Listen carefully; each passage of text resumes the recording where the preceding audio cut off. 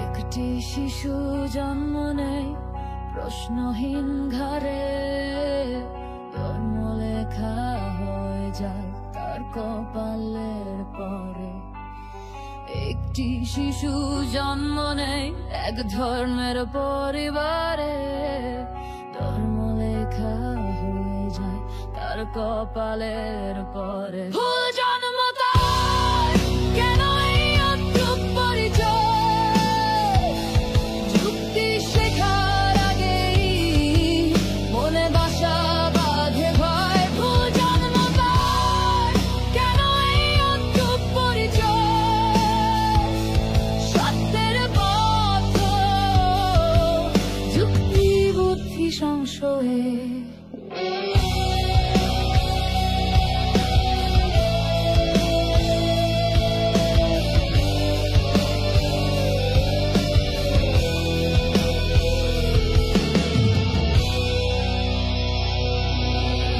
বুঝে ওঠার আগেই শেখে ঈশ্বরের নাম, পূর্ব পশ্চিম চেনে না, জানে না ডান বাম।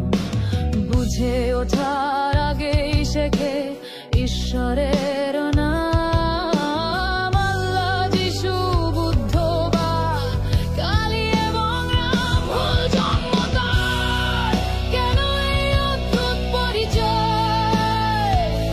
যুক্তি শেখার আগেই মনে বাসা বাঁধে হয়। ভুল জন্ম তার, কেন এই অদ্ভুত পরিচয়?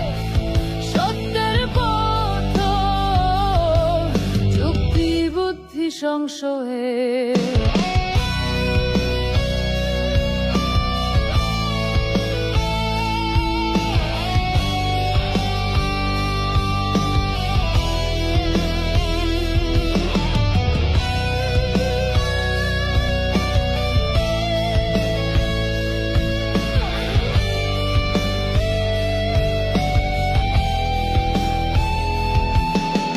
হিন্দু শেখে মন্ত্র, মুসলিম শেখে আয়াত, পিতা মাতায় ধর্ম শেখায় দিন অথবা রাত। যুক্তি বুদ্ধি চর্চায় বারে ক্রমাগত ক্ষোভ, ধর্মের ঠিকাদার দেখায় অনন্ত হুরের লোভ। ভুল জন্ম তার, কেন এই অদ্ভুত পরিচয়? যুক্তি শেখার আগেই মনে বাসা বাঁধে ভয়। ভুল জন্ম তার, কেন এই অদ্ভুত পরিচয়? সত্যের পথ যুক্তি বুদ্ধি সংশয়ে।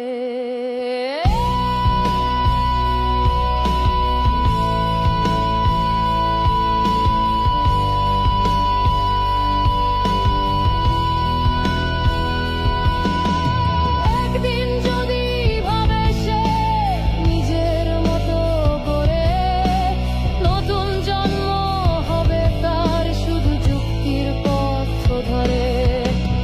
একদিন যদি ভাবে সে নিজের মতো করে, নতুন জন্ম হবে তার শুধু যুক্তির পথ ধরে। ভুল জন্ম তার, কেন এই অদ্ভুত পরিচয়? যুক্তি শেখার আগেই মনে বাসা বাঁধে ভয়। ভুল জন্ম তার, কেন এই অদ্ভুত পরিচয়? সত্যের পথ যুক্তি বুদ্ধি সংশয়ে।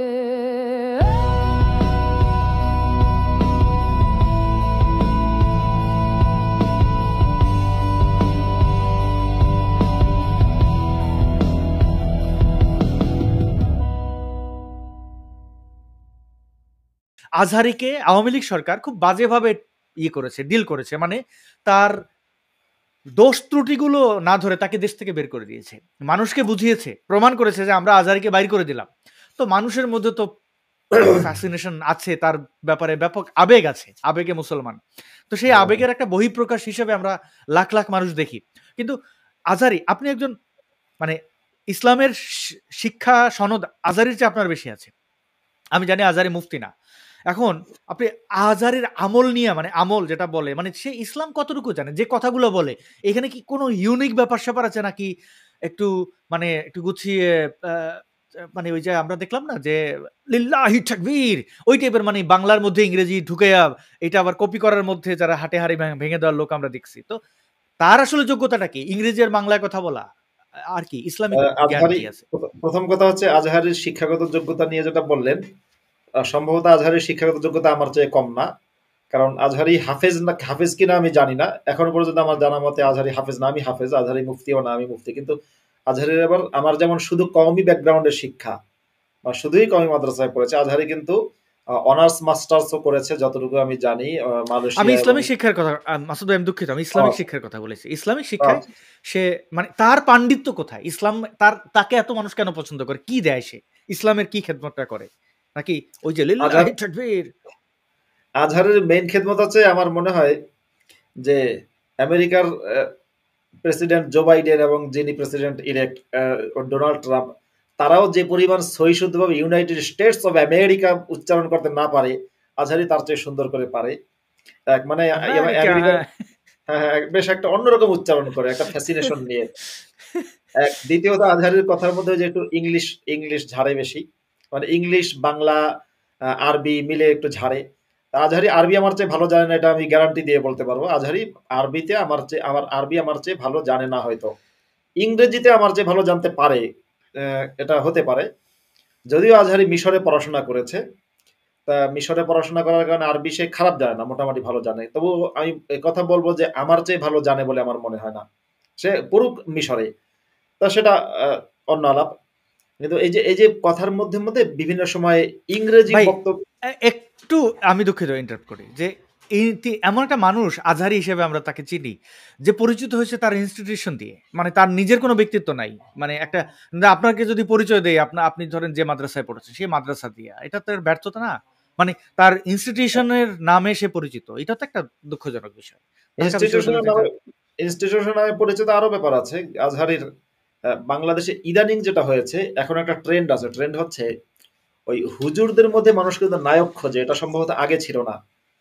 এখন হুজুরদের মধ্যে নায়ক খোঁজে মানে হচ্ছে সুন্দর চেহারাওয়ালা হুজুর, নুরানি চেহারা, ফর্সা চেহারা, গায়ের রং সুন্দর, একটু পোসপাস ফিটফাট।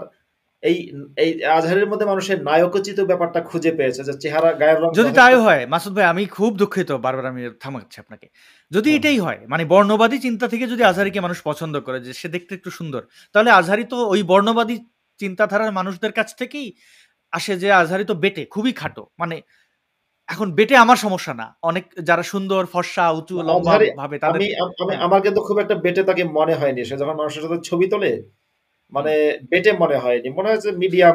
সে বেটে, আমি আমি আমি আমি আমি আমি আপনাকে একটু বলবো যে একটু ভালোভাবে নিবিড়ভাবে পর্যবেক্ষণ করে, সে খুব বেটে, জুতা টুতা পরে আমির খানের মতো। মানে এটা আমার সমস্যা না, আমি বলতেছিলাম ওই বর্ণবাদের জায়গা থেকে, যে সে তো মানে যাই হোক, তবে বেটে যদিও হলেও খুব বেশি না।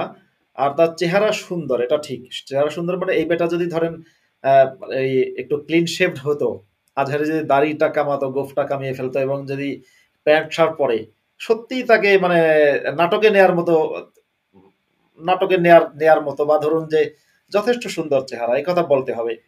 কিন্তু যতটা তাকে কুৎসিত দেখায়, সেটা কিন্তু তার ওই ইয়ের কারণে, মানে দাড়ির কারণে। দাড়িটা কাটলে আরো সুন্দর দেখাতো।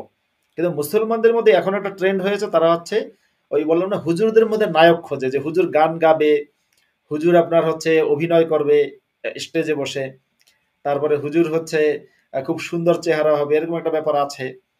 আমি যদি হুজুর থাকতাম, হয়তো আমি আমার চেহারাকে কাজে লাগাতে পারতাম। আমি এই উদাহরণটাই দিচ্ছিলাম জাস্ট, যে মাসুদ ভাই যখন ইয়ে ছিলেন, এটা তো একটা সুন্দর ছবি, এটা নাস্তিক হওয়ার পরের ছবি, কিন্তু এটা যদি মানে মাসুদ ভাইয়ের আগের ছবির চেয়ে এখন আপনার তো বয়স আরো 10 বছর কমে গেছে, মানে অনেক স্মার্ট লাগছে, এটা ট্রু। দাড়িতে আসলে ইসলামিক যে দাড়ি, ইসলামিক যে পোশাক, সে নারীর হোক বা পুরুষ, আপনি হিজাব বলেন, বোরকা বলেন, কিংবা দাড়ি বলেন, কিংবা টুপি বলেন, এগুলো সত্যি মানুষকে কুৎসিত বানায়, মানে ভীষণ রকম কুৎসিত, একেবারে মানে সুন্দর মানুষটাকে কুৎসিত বানায়। তা আমার মনে হয় মানুষের উচিত নিজেকে সুন্দর রাখেন না রে ভাই, আপনার মুখের মধ্যে এতগুলো দড়ি থাকতে হবে কেন? যদিও আমার মুখেও দাঁড়িয়ে আছে, আপনার মুখেও দাঁড়িয়ে আছে, কিন্তু দাড়িটা থাকুক না আমার আমার নিজের চয়েসে থাকুক, ইসলামিক দাড়ি না থাকুক, গোফ থাকবে না, বড় বড় দাড়ি থাকবে না থাকুক। হ্যাঁ, তারপরে যদি সেটা কেউ ব্যক্তিগত বা চয়েসের কারণে রাখে তাতে আমার সমস্যা নাই, কিন্তু ইসলামের দাড়ি তো চয়েস না, ইসলামের দাড়ি তো আপনার বাধ্যতামূলক। দাড়ি রাখা ওয়াজিব, দাড়ি আপনার এক মুষ্টির বেশি রাখা ওয়াজিব, এক মুষ্টির নিচে নিচে নামান যাবে না। এটা তো খারাপ। এই যে ধন্যবাদ এই ছবিটা দেখানোর জন্য। মানে এটা কিন্তু আমার বাংলাদেশে থাকার ছবি, আমি তখন হুজুর, আমি তখন মসজিদের ইমাম সাহেব, যে ছবিটা দেখাচ্ছেন ওটা তখন আমার বাংলাদেশের ছবি। দেখেন আমার কিন্তু বিরক্ত লাগছে ছবিটা দেখে। আমার বন্ধুরা হয়তো অনেকে চোখ লজ্জায় বা আসাদ ভাই আপনি নিজেও হয়তো চক্ষু লজ্জায় বলবেন না না অত খারাপ না, আমার কিন্তু আমি কিন্তু বলতে বাধ্য হচ্ছি খুবই খারাপ দেখাচ্ছে এই ছবিটা আমাকে। হ্যাঁ, গোফ নেই, মুখ ভরা দাড়ি, কেমন দেখায়। জি, মানে আমরা জলজান্ত উদাহরণ তুলে ধরলাম দর্শকদের কাছে। জি মাসুদ ভাই, যে আমরা আবার সেই প্রসঙ্গে একটু যদি ফিরে যাই, যে মাসুদ ভাই এই যে এরা সেলফ কন্ট্রাডিক্টরি কথাবার্তা বলে মোল্লা মুন্সিরা, তারা কতটা বাধ্য হয়ে করে, এবং এই যে ধর্মজীবী আজহারির কথা আপনি তুললেন যে আজহারির লাখ লাখ মানুষ হয়, এরা কারা? মানে ওই হিরো আলমের অনুসারীরা। মানে আমাদের দেশে তো আসলে অভিনয় জানা লাগে না হিরো হইতে গেলে, আমাদের দেশে তো গান গাইতে আসলে যোগ্যতা লাগে না। কেউ একটা জিনিস এখন ভাইরাল, মানে ভাইরাল হুজুর কিনা আজহারি, কয়দিন থাকবে এই পাণ্ডিত্য নিয়ে আর কি, মানে শূন্য অবস্থায়। আজহারির যেহেতু একটা পলিটিক্যাল ব্যাকগ্রাউন্ড আছে, এমনি যদি আজহারি থাকতো বেশি দিন ভাইরাল হতো না, কিন্তু আজহারির যেহেতু পলিটিক্যাল ব্যাকগ্রাউন্ড আছে, জামায়াত ইসলামের মতো শক্তিশালী দল তার পেছনে আছে, আজহারের জামাতের কর্মী, সুতরাং সাইদে যেভাবে আপনার দীর্ঘদিন পর্যন্ত লাস্টিং করেছে, সাইদের ওয়াজের জনপ্রিয়তা তো সেই আমার ছোটকাল থেকে আমি দেখেছি, এবং মোটামুটি যতদিন পর্যন্ত সে অ্যারেস্ট না হয়েছে ততদিন পর্যন্ত ছিল। আজহারির জনপ্রিয়তা থাকতে পারে, হয়তো ধরে রাখতে পারবে, কিন্তু এই জনপ্রিয়তা মানে ছাগলদের মধ্যে প্রিয়তা, ছাগল মানে মূর্খদের মধ্যে জনপ্রিয় হওয়া, এটার দ্বারা কিন্তু ব্যক্তির কোনো বোঝায় না, মানে ব্যক্তি ভালো মানুষ এটা কিন্তু বোঝার কোনো উপায় নেই। আমি কোরআন থেকেও বলতে পারি, ধরুন অনেক মানুষই আছে এরকম বলে যে আজহারি যদি ভালো মানুষ না হয় তাহলে এত অনুসারী তার হবে কেন, এরকম প্রশ্ন কিন্তু অনেক সময় মুসলমানরা করে। তাহলে সেই মুসলমানদের কাছে আমার জানতে ইচ্ছা হয়, ভক্ত আজহারির বেশি নাকি নরেন্দ্র মোদীর বেশি? টুইটারে ফলোয়ার সংখ্যা কি নরেন্দ্র মোদীর বেশি নাকি আজহারির বেশি? একইভাবে যদি সেই মুসলমানদের কাছে আমার জানতে ইচ্ছা হয়, কোরআনের মধ্যে লেখা আছে ওয়া ইন তুতি আকসারা মান ফিল আরদি ইউদিল্লুকা আন সাবিলিল্লাহ, তুমি যদি পৃথিবীর বেশিরভাগ লোকের অনুসরণ করো তাহলে তারা তোমাকে আল্লাহর পথ থেকে দূরে সরিয়ে নিয়ে যাবে, পথভ্রষ্ট করবে আল্লাহর পথ থেকে। তো সুতরাং আজহারির অনুসারীর সংখ্যা বেশি, ভক্তের সংখ্যা বেশি, এটা কখনো কিন্তু ব্যক্তির সততার মাপকাঠি হতে পারে না। পৃথিবীর বহু তারকা আছে যাদের অনুসারীর সংখ্যা আজহারির চেয়ে বেশি, বা যাদের চেয়ে পরিচিতির গণ্ডি আজহারির চেয়ে বেশি। আমি যদি মেসির কথাই বলি, লিওনেল মেসির ভক্ত সারা পৃথিবীতে যা, আজহারি তার অর্ধেকের অর্ধেক ভক্ত কিন্তু নেই। লিওনেল মেসির যে পরিচিতি আজহারির তা নেই। এমনকি খোদ বাংলাদেশের মুসলিমদের মধ্যে মেসির যে জনপ্রিয়তা, আজহারের সেই জনপ্রিয়তা আছে কিনা সন্দেহ আছে। না আজহারের তো নিশ্চয়ই নিশ্চয়ই মাসুদ ভাই, এই জনপ্রিয়তার দিক থেকে সাকিব আল হাসান, মাশরাফি বিন মুর্তজা অনেকেই আছেন। আসলে মানে ওই কামেল, অনেকে এখানে কমেন্ট করছিলেন যে মোহাম্মদকে আজহারি কাউবয় বলেছে, কদিন পরে জনি সিন্স বলে ফেলবে কিনা, মানে তার যে পারফরমেন্স ছিল ঘরে ঘরে দৌড়াইতো, তো তাতে সেই মানে আমি জানি না, বাট সে যে কথাগুলো বলছে নারীর ব্যাপারে, যেমন মাসুদ ভাই আমরা কেন নারীকে এত শ্রদ্ধার সাথে দেখি, যে তাদের আমাদের জন্মের সাথে তাদের একটা নিবিড় সম্পর্ক, নারীর সম্পর্ক। তো সেই জায়গা থেকে আমরা নারীদেরকে তাদের যে অবদান সেটাকে আমরা মানে খুব করি। তো সে একজন নারীকে বলছে, তাও আবার মোহাম্মদের বউ, যে কিনা যে না থাকলে ইসলাম হইতো না, খাদিজা, তো তাকে প্রৌঢ়া, ইনট্যাক্ট না, হারবালা, এই ধরনের কথাবার্তা বলছে একদম, মানে খুব ইমোশন নিয়ে। এই ধরনের ধৃষ্টতা সে দেখায়, তারপরে তার কোনো শাস্তি হয় না। হ্যাঁ, আজহারি আমি ওই বক্তব্যটা শুনেছি, সে প্রৌঢ়া, তারপরে ইনটেক্ট না, এরকম কথা বলেছে। আর আরমালা বলেছে, আরমালা মানে হচ্ছে বিধবা। তো মানে আরমালা আরবি শব্দ, অর্থ বিধবা। আজহারি তাকে বিধবাও বলেছে, বিধবা বলুক তাতে সমস্যা না, সমস্যা হচ্ছে প্রৌঢ়া বলো, ইনটেক্ট না, এই কথাগুলো বলা এ কারণে অনেকে কিন্তু আজহারের সমালোচনা করেছে, বাংলাদেশের হুজুররাই সবচেয়ে বেশি সমালোচনা করেছে এনায়েতুল আব্বাসী। আব্বাসী তো পারলে আজহারিকে মুরতাদ বা কাফের ঘোষণা দিয়ে ফেলে, খুবই খেপা। হ্যাঁ, এগুলো হচ্ছে কি, এগুলো ওই যে মানে হুজুররা যখন ওয়াজ করে, যেহেতু হুজুরদের আসল টার্গেট কি, আসল টার্গেট হচ্ছে পয়সা। বাংলাদেশেরই একজন হুজুরের ওয়াজ আমি শুনেছি, একজন হুজুরের, সে ভিডিওটা আমার কাছে সম্ভবত আছে। উনি বলেছেন যে বক্তাদেরকে টাকা দিবেন না, দেখবেন একটাও ওয়াজে আসবে না, কেউ ওয়াজ করতে যাবে না। আপনারা যে দেখছেন যে মনে মনে করছেন আজহারি হচ্ছে আল্লাহর অলি, আল্লাহর অলি যে মনে করছেন, আজহারি কি বিনা পয়সায় ওয়াজ করতে চায়? আজহারি কি আপনার টাকা দিয়েন না, দেখি সে বাংলাদেশে কোন কোন জায়গায় ওয়াজ করতে যায়।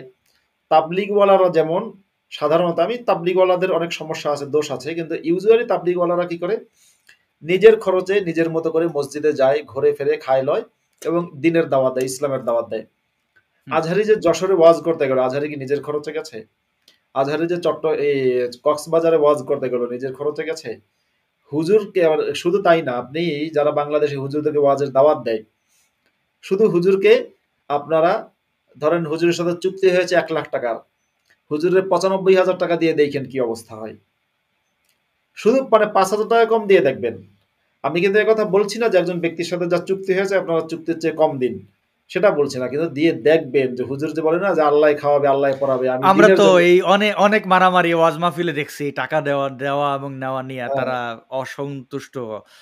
কিন্তু মাসুদ ভাই, মানে এখানে একজন বলছিলেন, কমেন্টও করছিলেন, আপনার সাথে একমত যে হ্যাঁ, এরা টাকার জন্যই যায়। আজহারি কি আস্তিক? আপনি তো দীর্ঘদিন এই জিনিসগুলো অনুধাবন করেছেন। আপনি ধর্ম বিশ্বাস না করার পরেও আপনাকে ইমামতি করতে হচ্ছে, কারণ আপনি বাধ্য, আপনাকে আর অন্য কোনো পেশায়। কিন্তু বহু আজহারি বছর। কি আসলে ধার্মিক? তার যে কথার টোন, যেভাবে সে মোহাম্মদকে পোর্ট্রেট করে, তা মনে হয় যে সে আস্তিক? এখানে ঠিক মানে খুব সহজে আস্তিক নাস্তিক ট্যাগ আমি দিতে পারবো না বা দেওয়াটা উচিত বলেও মনে করি না, কিন্তু হুম, আজহারি মুসলিম মানে বিশ্বাসী মুসলিম, এই বিষয়টা আমি জোর করে দাবি করতে পারি না। আছে না যে না তাকে মনে হয় বিশ্বাসী মুসলিম, এটাও আমি দাবি করতে পারি না। এগুলোর অনেক, এর পেছনে কয়েকটা কারণ। হ্যাঁ, আমি আমি কয়েকটা কারণই বলে দিই। প্রথমত আজহারিকে নাস্তিক বলছি না আমি। যেমন ওই যে সৌদি আরবের যে এমবিএস, তাকে অনেকে নাস্তিক বলে, আমি কিন্তু সরাসরি তাকে নাস্তিক বলতে চাই না। কিন্তু এমবিএস এর যে কর্মকাণ্ড, এমবিএস এর কর্মকাণ্ডই বলে দেয় যে ইসলামের প্রতি তার বিশ্বাসের ক্ষেত্রে ত্রুটি আছে। এখন সেটা কোন পর্যায়ের ত্রুটি, সেটা কি নাস্তিকতা নাকি অন্য কিছু জানি না। আজহারি যে অন্যায়গুলো করেন, মানে যেগুলো ইসলাম বিরোধী কাজকর্ম করেন, প্রথম কথা হচ্ছে শুধু আজহারি না, ম্যাক্সিমাম বা প্রায় সব হুজুররাই মানে অনেক হুজুররাই করেন। হুম, ছবি তোলা, ভিডিও করা, ইসলামী শরিয়া আইন অনুযায়ী ছবি তোলা, ভিডিও করা, চিত্রাঙ্কন করা, এগুলো সবই হারাম। এখনই হয়তো কেউ বলবেন, আরে মিয়া বেশি বোঝো, আমাদের নবীর সময় ক্যামেরা ছিল, তো কি ছবি তোলা হারাম কেমনে হয়? এরা আসলে ইসলামী শরিয়া আইনের একটা মূলনীতিকে মিস করে ফেলেছে। ইসলামী শরিয়া আইন উসুলে ফেকা তারা জানে না, যারা এরকম প্রশ্ন করবে। উসুলে ফেকা আমি বলছি, যেহেতু আমি মুফতি, তো হুম, তো উসুলে ফেকা মানে কি, উসুলে ফেকার বাংলা কি হবে, মানে আরবি আইন, আইন শাস্ত্রের যে মূল নীতি। হুম, আরবির যে ফেকা শাস্ত্র, ফেকা হচ্ছে আইন শাস্ত্র। ঠিক এটাকে আইন শাস্ত্র বললে আইন শাস্ত্র বলা যেতে পারে। এটার যে মূল নীতি, সেই মূল উসুলে ফেকা। উসুলে ফেকার একটা নীতি হচ্ছে যে যদি কোনো জিনিস একান্ত বাধ্য হওয়ার কারণে কোনো হারাম যদি হালাল হয়, এই যে একটা কথা আছে জান বাঁচানো ফরজ, কোনো হারাম যদি হালাল হয় তাহলে সেটা ততটুকুই গ্রহণ করা যাবে যতটুকুতে জান বাঁচে, এর চেয়ে বেশি না। যেমন ধরা যাক, ইসলামী শরিয়া আইনের মূলনীতি হচ্ছে শূকরের মাংস খাওয়া হারাম, কিন্তু এই শূকরের মাংস খাওয়াই কোরআন দ্বারা জায়েজ আছে, কোরআনেই লেখা আছে শূকরের মাংস খাওয়া জায়েজ।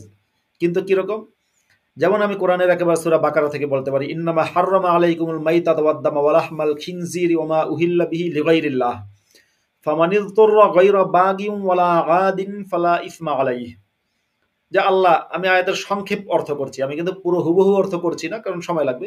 হুম, আয়াতের মূল হুম, অর্থ হচ্ছে যে আল্লাহ তোমাদের উপরে মাইতাতা, মৃত মৃত কোনো প্রাণী, রক্ত, তারপরে হচ্ছে শূকরের মাংস, এগুলো তোমাদের জন্য আল্লাহ হারাম করেছেন। কিন্তু যদি কোনো ব্যক্তি আপনার এটা খেতে বাধ্য হয়, অর্থাৎ রক্ত খেতে বা আপনার কি বলে শূকরের মাংস খেতে বাধ্য হয়, তার কোনো আল্লাহর প্রতি বিদ্রোহ করার উদ্দেশ্যেও না, মানে আল্লাহর সাথে আল্লাহর জীবন অবাধ্য বাঁচাতে হওয়ার বা উদ্দেশ্যেও না, হ্যাঁ, এরকম কোনো উদ্দেশ্যে না, বরং সে বাধ্য হয়েছে, মানে এটা ছাড়া হয়তো তার কোনো অল্টারনেটিভ কোনো খাবার নেই, তাহলে তার কোনো ফালা ইসমা আলাইহি, তার কোনো পাপ হবে না, গুনাহ হবে না। এক্ষেত্রে ইসলামী শরিয়া আইনের মূলনীতি হচ্ছে যে হারাম হারাম যদি একান্ত বাধ্যগত কারণে হালাল হয়, তাহলে ওটা মানে সর্বনিম্ন গ্রহণ করা, মানে যতটুকু গ্রহণ না করলে নয় ততটুকুই ওটা অ্যাকসেপ্ট করা যাবে, এর চেয়ে বেশি না। এটা একটা মূলনীতি। শরিয়া আইনের দ্বিতীয় মূলনীতি হচ্ছে মোহাম্মদের সময়ে যে জিনিসগুলো অ্যানালগ ছিল, ইউজুয়ালি মোহাম্মদের যুগটা তো ডিজিটাল যুগ ছিল না, 1400 বছরের প্রায় 1450 বছর আগের সময়। তো সেই যে জিনিসগুলো মোহাম্মদের সময় অ্যানালগ ছিল, অর্থাৎ যেগুলো হাতে করা হতো বা যেগুলো আপনার মানুষ অ্যানালগ পদ্ধতিতে করত, সেই জিনিসগুলো যদি পরবর্তীতে আপনার ডিজিটাল হয় বা সেটা যদি আরো মেশিনের মাধ্যমে করা হয় একই কাজ, তাহলে সেটার হুরমত বা হারাম হওয়াটা কোনোভাবে কিন্তুই হবে না, কমবে না। মানে এমন না যে ঠিক আছে মেশিনের মাধ্যমে যেহেতু ওটা করা হচ্ছে সুতরাং এটা হারাম কম। আমি উদাহরণস্বরূপ বোঝাচ্ছি, মোহাম্মদের সময়ে কিন্তু কোনো মদের ফ্যাক্টরি ছিল না, মানুষ ঘরে ঘরে মদ বানাতো, আপনারা জানেন, এবং সাহাবীরা ব্যাপক পরিমাণে মদ খেত, এটা কিন্তু হুজুররাই তাদের ওয়াজে বলে, আমি না, মোহাম্মদের সাহাবীরাই মদ খেতেন। তো এই যে মদ বানানো হতো, হাতে মদ বানানো হতো মোহাম্মদের সময়ে। আজকালকার সময়ে কিন্তু মদ তৈরি হয় মেশিনে। আপনি জানেন যে বিশ্বের বিভিন্ন দেশে ওয়াইনের ফ্যাক্টরি আছে। এখন মোহাম্মদের সময় হাতে মদ বানিয়েছে সুতরাং ওটা হচ্ছে হারাম, আর এখন মেশিনে তৈরি হচ্ছে এটা হালাল, এমন ফতোয়া দুনিয়ার কোনো মুফতি সাহেব দেবে না। বরং মুফতি বলবে কি না, তৎকালীন সময় যেটা অ্যানালগ ছিল সেটা যতই ডিজিটাল হোক, সেটা যতই মেশিনে করা হোক, সেটা যতই আপনার অটোমেটিক হোক, সেটা কিন্তু ওই একই রকম হারাম। তাই যদি হয়, মোহাম্মদের সময় মোহাম্মদ বলে গেছেন চিত্রাঙ্কনকারীরা আসাদুন্নাস আযাবান ইয়াউমাল কিয়ামাতিল মুসাব্বিরুন, চিত্রাঙ্কনকারীরা হচ্ছে সবচেয়ে কঠিন শাস্তি ভোগ করবে কিয়ামতের দিন। তাছাড়া চিত্রাঙ্কনের বিরুদ্ধে মোহাম্মদের অসংখ্য হাদিস আছে। শুধু মাসুদ ভাই একটু যদি একটু অ্যাড করে দেয় যে মোহাম্মদ অনেক জায়গায় দ্বিচারী আমরা দেখি, কিন্তু এই জায়গায় দ্বিচারী ছিল না, মোহাম্মদের কোনো ছবি নাই, এটা একটা বড় উদাহরণ যে সে নিজেও তার ছবি রাখে নাই। হ্যাঁ, নিজেও তার শুধু তাই না, মোহাম্মদের ছবি যদি কেউ আঁকে তাকে মুসলিমরাই হত্যা করবে। মানে ধরুন মোহাম্মদের একটা সুন্দর ছবিও যদি আঁকে, ওই যে কার্টুন, মানে শার্লি হেবদো পত্রিকার মতো ফ্রান্সের, তাদের মতো কার্টুন না করে সুন্দর ছবিও যদি আঁকে, তাতেও মুসলিমরা তাকে মেরে ফেলবে। অন্তত মুসলিম দেশে এটা সম্ভব না। তাহলে এই যে মোহাম্মদের ছবি আঁকা মোহাম্মদ নিষেধ করে গেছে, তাহলে মোহাম্মদের ছবি আঁকা যদি নিষেধ হয়, আজহারের ছবি তোলা কিভাবে জায়েজ হয়? এবার বলবে কি এটা প্রয়োজন। আমি দেখেছিলাম এক হুজুর ইয়ের সাথে খালেদ মহিউদ্দিনের সাথে তর্কে বলছিলেন যে আসলে এটা প্রয়োজন না। কারণ যদি আপনি যদি অডিও লাইভ তাহলে কি মিয়া খলিফা উনি কি জান্নাতে যাবেন? প্রয়োজনই তো করছেন, সবার তো প্রয়োজন, মানে ওই প্রয়োজনের চিন্তা করলে মানে কাজ তো ওইটা অনেকের কাছে অনেকে ডিসরেসপেক্ট করতে পারেন, কিন্তু একটা বিশাল খদ্দের কিন্তু আছে। হ্যাঁ, পর্ন ইন্ডাস্ট্রির একটা বিশাল খদ্দের আছে, বাংলাদেশের মানুষও খুব, মানে ছবি তোলা যদি জায়েজ হয়, ভিডিও করা যদি জায়েজ হয়, তাহলে আপনি যেটা বলছিলেন মিয়া খলিফা যেটা করে সেটাও জায়েজ। কারণ কি, মিয়া খলিফার ওটাও হারাম, হুজুররা ভিডিও করে সেটাও হারাম। হুজুররা সুন্দর করে ভিডিও করছে আর বলছে যে এটা প্রয়োজনের কারণে, তো মিয়া খলিফাও তো বলতে পারে যে আমি প্রয়োজনের কারণেই এই পেশা বেছে নিয়েছি। প্র্যাকটিসিং অনেকটা মুসলিম আমরা দেখছি, হামাসের সময় সে খুব বিয়ে করছে যে মানে সে একটা পাওয়ার ট্রেডার আর কি। হ্যাঁ, সে করছে যে মানে সে আবার কাজ হারাইছিল প্লে বয় ম্যাগাজিনে, তাকে হামাসকে সমর্থন করার কারণে তার যে কাজ থেকে মানে চাকরিচ্যুত হয়েছেন বা কাজ থেকে তাকে সরিয়ে দেওয়া হয়েছে টেরোরিস্টকে করার জন্য। তো একজন কট্টর মুসলিম না হলে তো টেরোরিস্টকে সমর্থন করবে না, মানে সে নামের কারণে যে সেকুলার এটা বলা যাবে না। হ্যাঁ হ্যাঁ হ্যাঁ, তো যাই হোক, ফতোয়া তো ওইটাই হয় আর কি। যে এখন মুসলমানদের জন্য ছবি তোলা ভিডিও করা জায়েজ নেই। হুজুরদের ওয়াজ যদি জনগণের কাছে পৌঁছে দিতে হয়, তাহলে সেক্ষেত্রে অডিও হতে পারে। যেমন ধরুন আজকে যদি কোনো সত্যিকারের আলেম যদি আমার সাথে লাইভে থাকে, তাহলে আমি তাকে বলবো যে আপনি যদি ইসলামে বিশ্বাস করেন আপনি বলেন তো, এই যে আপনি ভিডিও চেহারা দেখাচ্ছেন এটা দরকার কি? আপনার মুখের ভয়েস পৌঁছে দেওয়া দরকার, চেহারা না দেখিয়ে করতে পারেন। কারণ ইসলামে হচ্ছে প্রাণীর ছবি আঁকা ছবি তোলা না জায়েজ, কিন্তু যেগুলো নিষ্প্রাণ জড় পদার্থ সেগুলো আঁকা বা সেগুলোর ছবি তোলা, সেগুলোর ভিডিও করা জায়েজ আছে। মানুষ বা কোনো প্রাণীর ছবি তোলা যাবে না, ছবি আঁকা যাবে না, ভিডিও করা যাবে না। এখন এই যে শরিয়া আইনের একটা বিরাট হুকুম আজহারি লঙ্ঘন করছেন, আজহারিকে জান না? আজহারি তো সেই হাদিসগুলো জানে যে হাদিস আমি পড়েছি, তার মানে বিশ্বাসের জায়গায় গলত আছে। তাছাড়া আজকে যদি ধরেন আজহারিকে এই যে ওয়াজের বিনিময়ে টাকা দেওয়া বন্ধ করে দেওয়া হয়, নামাজের বিনিময়ে টাকা দেওয়া বন্ধ করে দেওয়া হয়, ধর্ম ব্যবসাটা যদি আজহারের বন্ধ হয়ে যায়, তাহলে তো আমার কেন যেন মনে হয়, আমি জানি না, সম্ভবত আমি সঠিকও হতে পারি, ভুলও হতে পারি, আমার মনে হয় আজহারি প্যান্ট শার্ট পরে ঘুরে বেড়াবে, দাড়ি দুড়ি কেটে বলে দৌড়া। মানুষ যদি কোনো একটা, আজকে বাংলাদেশের প্রচুর হুজুর আছে যারাকে বলে যে মাসের যে বেতন এবং যে দাওয়াতে ভালো ভালো খাওয়ানো, ওর কারণে ইমামতি ছাড়ে না। আমি আমার কথাই যদি বলি, আমি যখন ইসলামে অবিশ্বাসী ছিলাম, এবার আমি যে নিজেকে নাস্তিক হিসেবে ঘোষণা দেব বা ইসলাম থেকে বেরিয়ে যাব, আমার সামনে প্রতিবন্ধকতা অনেকগুলো ছিল। একটা প্রতিবন্ধকতা ছিল যে আমি ইসলাম থেকে ঘোষণা দিই তাহলে আমাকে হত্যা করে ফেলা হবে। দ্বিতীয় প্রতিবন্ধকতা ছিল যে আমার কি বলে, আমার ইনকাম সোর্স বন্ধ হয়ে যাবে। 3 নম্বর প্রতিবন্ধকতা ছিল যে আমি যে সপ্তাহের 7 দিনের মধ্যে গড়ে 6 দিন মানুষের বাড়ি বাড়ি গিয়ে জম্মের মতো দাওয়াত খেতে পারি। ভাই, খাওয়া কিন্তু দারুণ একটা জিনিস, খাবারের যে লোভ। যদি আজকে ধরেন আমাকে সপ্তাহের 6 দিন, মানে সপ্তাহে 7 দিনের জায়গায় বলে যে 6 দিন যদি আমাকে মানুষ দাওয়াত দিয়ে যে গরুর ভুনা, তারপরে খাসির রেজালা, ইলিশ মাছের সর্ষে ইলিশ রান্না, পোলাও, কোরমা, বিরিয়ানি, এবং সেগুলো হুজুরকে কি যত্ন করে খাওয়ায়, হুজুর একটু দেব, সবচেয়ে বেশি হুজুরকে দেবে, সবচেয়ে ভালো মাংসটা, সবচেয়ে ভালো মাছের পিসটা সবার আগে। এলাকার ধনী লোকটা থাকতে পারে কিন্তু হুজুরকে দেবে সবার আগে, বা হুজুরকে বেশি দেবে। এই যে খাবারের মানে কি হয়, এই খেতে খেতে খেতে খেতে জিব্বা যখন আপনার লোভাতুর জিব্বা হয়ে যায়, মানে জিব্বার মধ্যে একটা স্বাদ লেগে যায়, যখন সেই হুজুর কল্পনা করে যে আমি যদি ইসলাম ত্যাগ করি, আমি যদি নাস্তিক হয়ে যাই, তাই ভাই ঘাড়ের উপরে যদি মানে কি বলে দেহের উপরে যদি মাথাটা কোনো রকম রাখতেও পারি, মানে হয় পুলিশ ধরে নিয়ে যাবে, নয়তো খুন হয়ে যেতে হবে যদি যদি বেঁচে থাকিও। এই যে সপ্তাহে সপ্তাহে মানে এতদিন এত দাওয়াত খাওয়া, এটা তো হবে না। তখন এই লোভী জিব্বা কিন্তু বলবে যে না না, ইমামতি চালিয়ে যা আছে কপালে, দূর বেটা, চাকরি ছাড়বি কেন। আমাকে আমার একজন বন্ধু, আমি তখন ইমাম ছিলাম, আমার সেই বন্ধু ইমাম, আমি তার নাম বলবো না কোনোভাবেই, অনেক অনেক ইমাম বন্ধু আমার ছিল যারা নাস্তিক, এখনো আছে। তো আমি যখন বললাম যে ভাই এগুলো না, এই অনৈতিক কাজগুলো আর ভাল লাগে না, চলেন আমরা বিদ্রোহ করি, আমি ইসলামের বিরুদ্ধে নাস্তিক হিসেবে নিজে ঘোষণা দেব। তখন এগুলো অনেক বন্ধুকে আমি বলেছি, অনেকের ঘটনা আছে, একটা ঘটনা আমি বলছি। তখন সেই বন্ধু আমাকে বললো, আপনারা কি কুত্তায় চ দিয়ে কি আপনার, মানে সে প্রশ্ন করলাম, আপনার এই কুত্তায় হ্যাঁ, আপনার মাথা খারাপ হয়েছে, আপনি কেন এগুলো করবেন? আপনি দাওয়াত খাচ্ছেন, ভালো ভালো খাচ্ছেন, হাদিয়া পাচ্ছেন, মানুষ সম্মান দিচ্ছে, তারপরে রোজগার ভালো হচ্ছে, আপনি কেন নিজেকে বিপদে ফেলবেন ভাই? এই সমস্ত আপনার কথা শোনা, সেই হুজুর নিজেও নাস্তিক, এই সমস্ত সত্য কথা শোনার জন্য প্রস্তুত না। এই আপনাকে যদি কোনো এভাবে বলা, আপনাকে যদি কোনো লোক এসে বলে যে হুজুর আমার মেয়েটাকে জিনে ধরেছে, এখন আপনি যদি বলেন জিন বলতে কিছু নাই, তাহলে এই সমস্ত সেটা শুনতে প্রস্তুত না, তারা আপনাকে পিটিয়ে হত্যা করবে বা পুলিশে দেবে।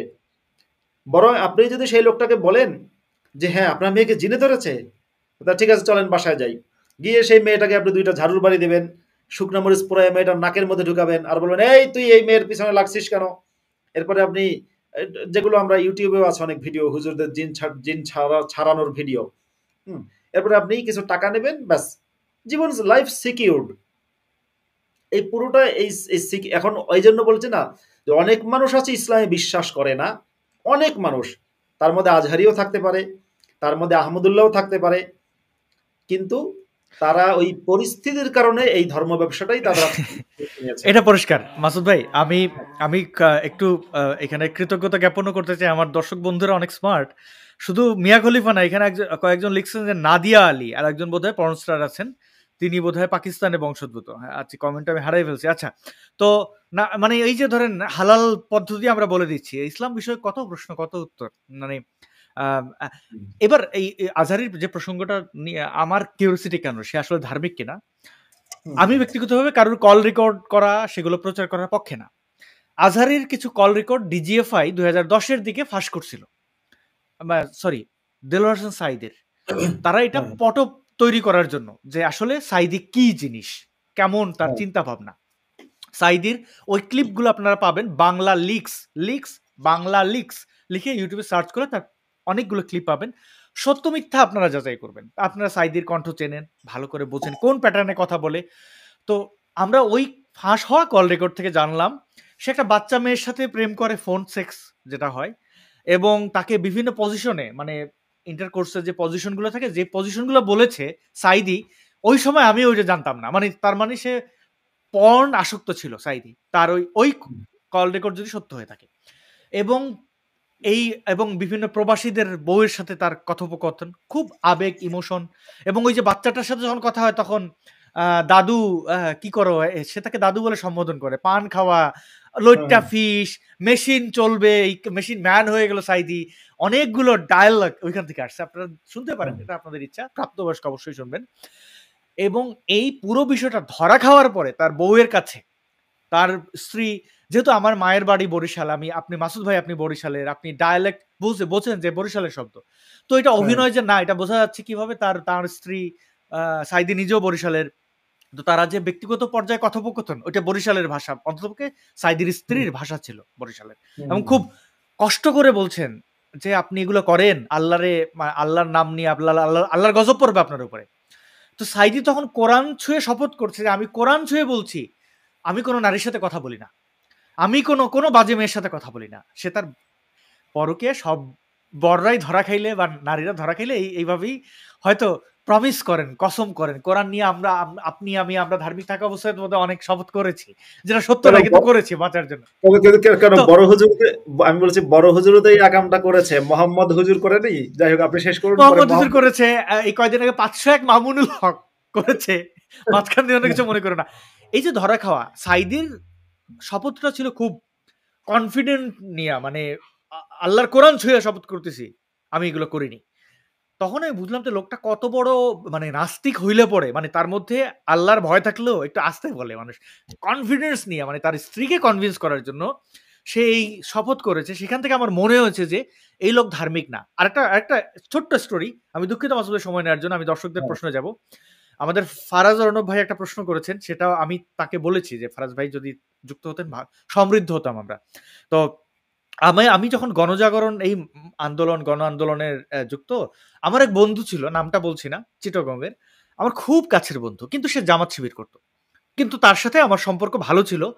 সে আমাকে অপছন্দর একটাই কারণ যে আমি গণজাগরণের মানে শাহবাগী তাদের ভাষায়, এবং আর তার মধ্যে সব গুণ ভালো ছিল, শুধুমাত্র সে জামাত শিবির করে বলে সে কিছু ভুল করত।